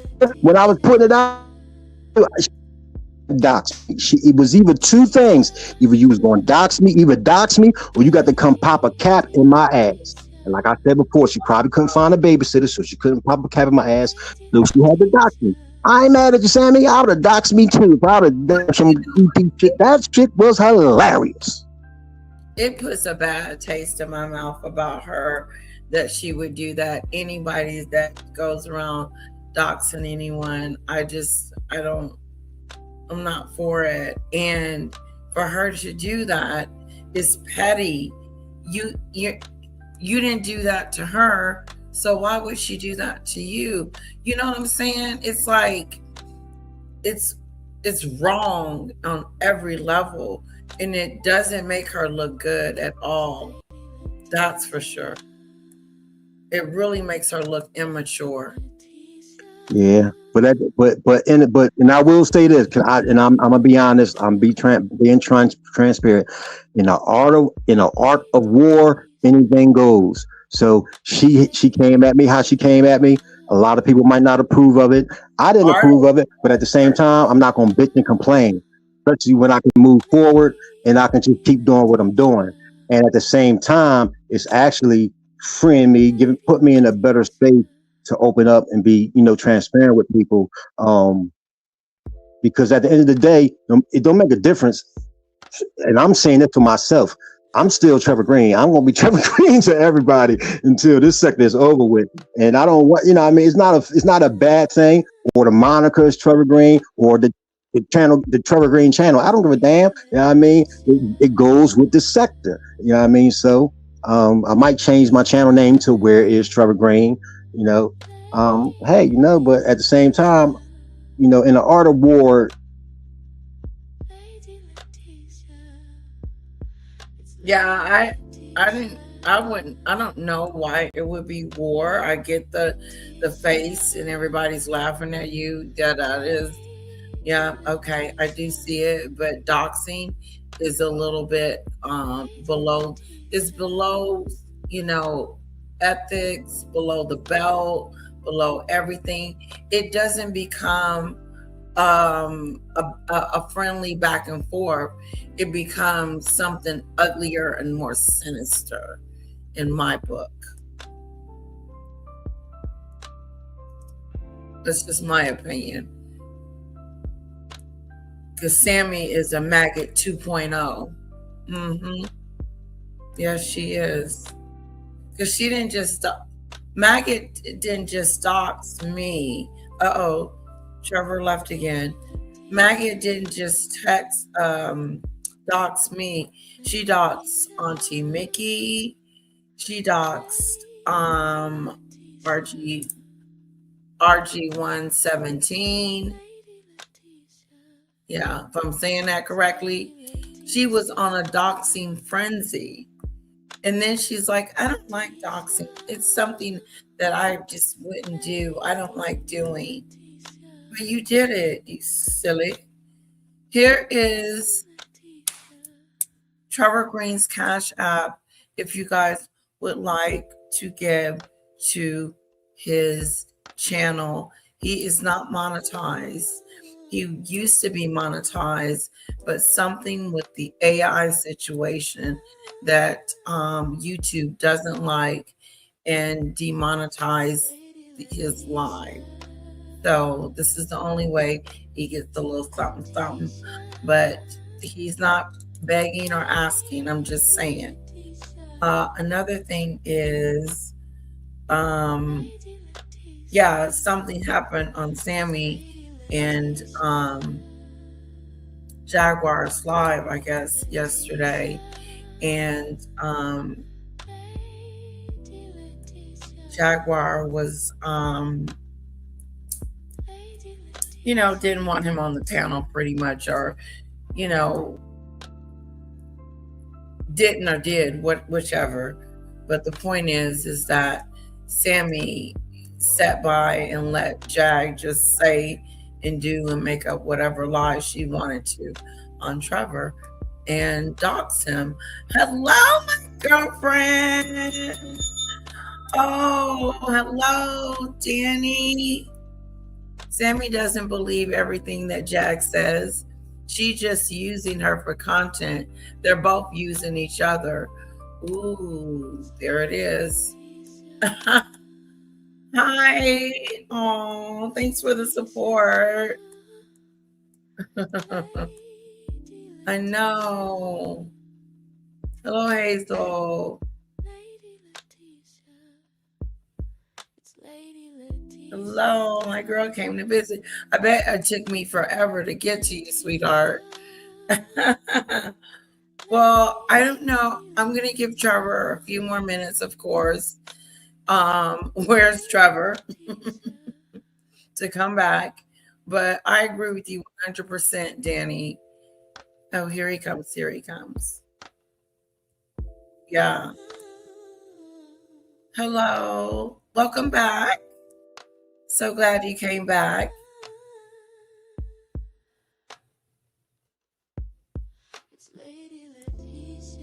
Are you there? My StreamYard could be messing up too. It's weird.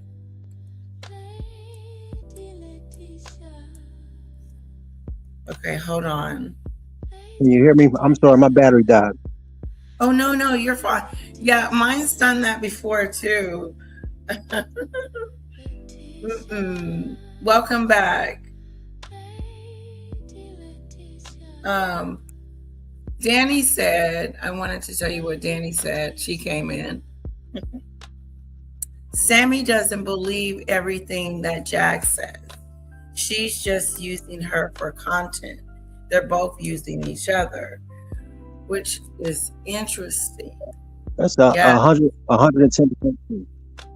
Mm-hmm. That's true, and that's why that's the way sometimes people got to look at it. Like, it's not about if and that's one of the reasons why Tammy won't go against anything that Jag said. She'll defend Jag because that's her content. That's probably the biggest thing that she's going to have outside of Ben.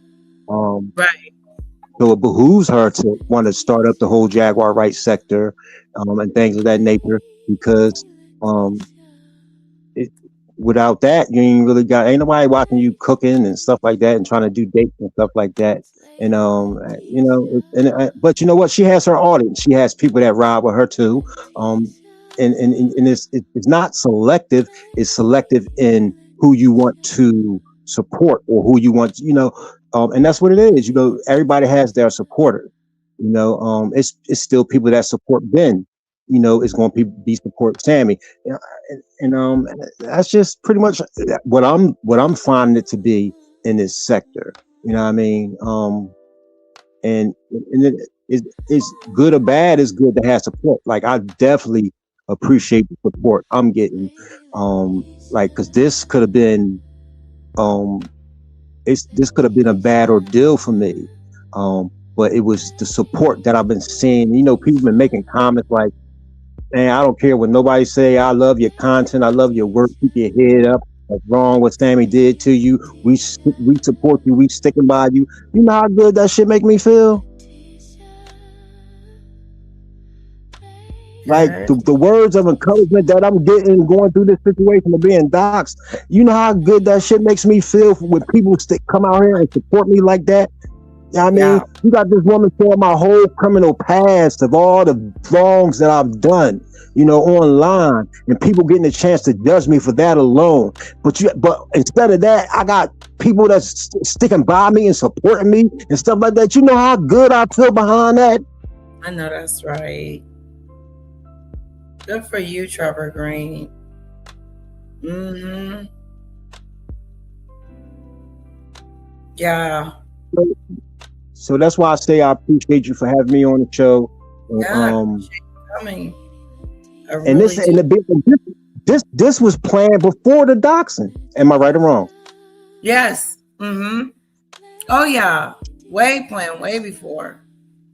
So therefore, I wasn't really coming on to talk about the doxing or anything like that. But since it happened, it gave me the opportunity to come on here and just open up something that I probably wouldn't have done if it was just a regular interview about had Jaguar Wright perform with me or for me, so me being able to open up was based on the support that I've been getting from everybody. And I just want to take the chance to say thank y'all for all y'all support. I appreciate y'all, just appreciating what I bring to the table as far as my content and not judging me on my background and stuff like that. You know what I mean? And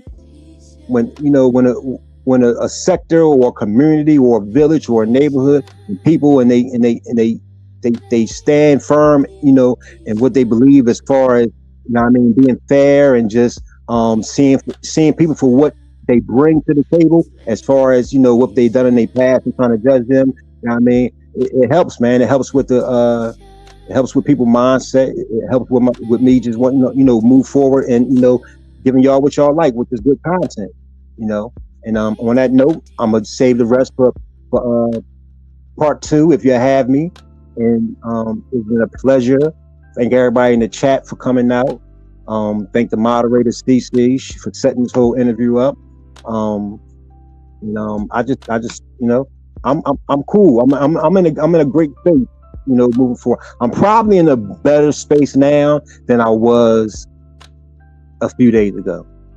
But believe it or not, y'all, I swear to God, like I feel so motivated right now to want to try to do something different. And get back to being the better version of Will Camp. Well, we see that. And in your work, in your animation, in your videos, you really, really, really bring it. And real quick, side note, real quick. So I'm working on this documentary about Trevor Green and the docuseries. And look, I noticed that Jaguar Wright is now deleting all her Trevor Green content. Why is that? Ooh, good question. That is a good question. Wow, when is that coming out? I'm working on it as we speak. Wow, I bet that's gonna be awesome. And it's just about you, your life, and pretty much No, what. it's about the makings of Trevor Green, how he came about. Oh, What? I'm on hot blast with this Trevor Green content. What? We gonna bring Trevor Green to the phone. I'm hoping Jay-Z get in contact with me so I can talk to him about the whole situation. okay. What? You're right. I'll probably fuck around, call Brian McKnight for some funding. B Night, I need you to sponsor this show. Or what? I got so much shit stemming around in my brain. They don't want to play with me. I take this shit to another level. I like your ambition, your passion, and your ambition, and it shows in your work. It does. You're very talented, and yeah, extremely talented, and it shows. It really does. It's exciting to look up and be like, oh, there's a video. Trevor Green has done another video. Oh, yes. But yeah, I'm gonna let Lady Latesha, I'm gonna let you go. I'm not gonna take up more of your time. I enjoyed myself. And once again, I just want to thank everybody for all the support. And see y'all on the next go around for another video or episode 2 or part 2 of sit down interview with Trevor Green. Yo, I love the thumbnail too. I seen the thumbnail. I felt like a star. You know how you be feeling, Lady Latesha, when you see yourself in one of my videos? Yeah. That's how I felt when I seen myself in one of your thumbnails. Oh, thank you. Now you got to come back because we I got will. I will. Yeah. Thank you so much. Okay, signing out.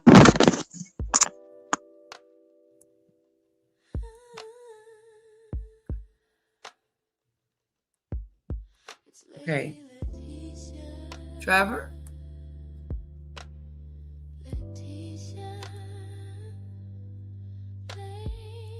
Where is Trevor? He's going to do a whole documentary on where is justice for Trevor or where is Trevor. I think it would be fitting for us to play his video on the way out. I really enjoyed I really enjoyed it.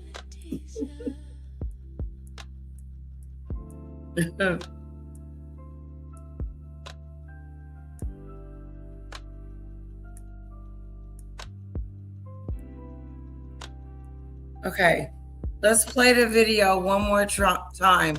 The Trevor Green. Thank you for coming. Thank you for hanging out. And all that good stuff.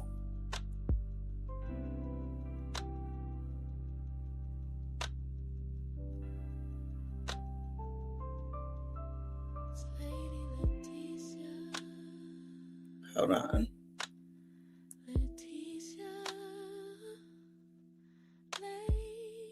Where is that? Just type in his name. Don't forget that we do have Trevor Green's Cash App in the link if you want to support. I want to thank you, Danny Lynn, for my jewels. I appreciate that.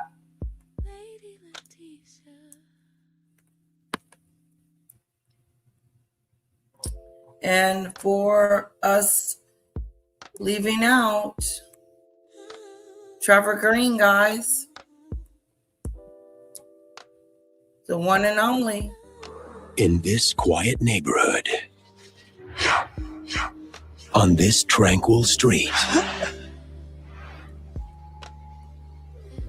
a mystery is unfolding.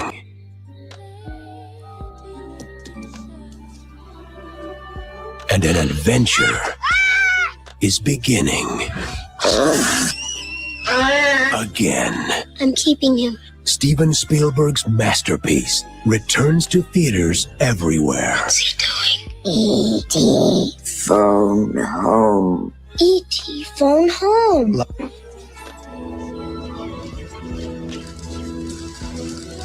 We made it!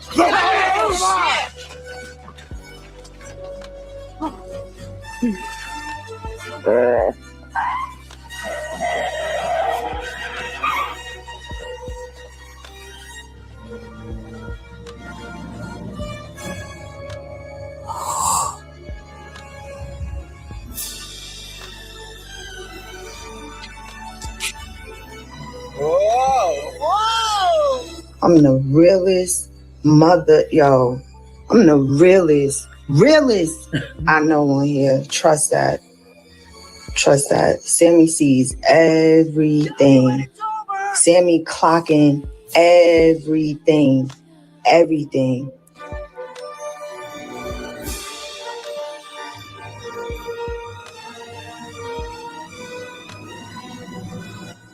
They want it with me.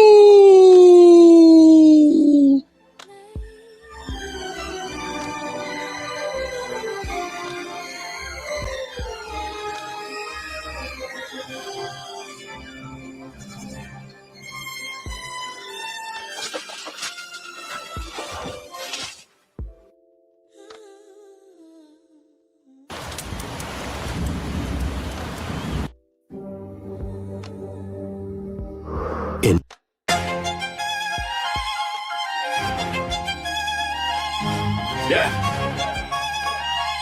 Let's grab it. Come on,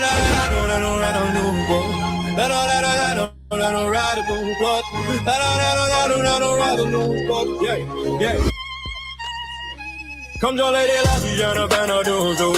All of that channel got the royalty news. She flashing up and nasty as she keeps it refined. Covering the tea and the royalty combined. She'll listen to the story, every side, every view. No jumping to conclusions, that's what Lady do. Not a fan of Meghan Markle, that's the royalty. Go on and recognize, subscribe and do. Yeah. Lady Latesha step into the room. Crown on her head and the tea goes boom. Got a kettle on, I got the receipts on deck. Fan of dudes in the chat like what happened next. She don't need drama, she don't need a fight. She hear both sides and get the story right. Classy in the daytime, classy at night. Even when the comment section started looking like a fight. She said, hold it all and let's hear them all. Before somebody's reputation takes a fall. Royalty served with a biscuit or two. Lady Latesha got no fan of do crew. Lady Latesha no fan of do. All I got that channel got the royalty news. She classy, never nasty, yeah, she keep it refined. Covering the tea and the royalty combined. She listen to the story, every side, every view. No jumping to conclusions, that's what Lady do. Not a fan of Meghan Markle, that's the royal decree. God's every king, now subscribe to me. Tea in the cup, tea all over the screen. Lady got opinions, but she keeps them pristine. Somebody said, lady, you gotta pick a side.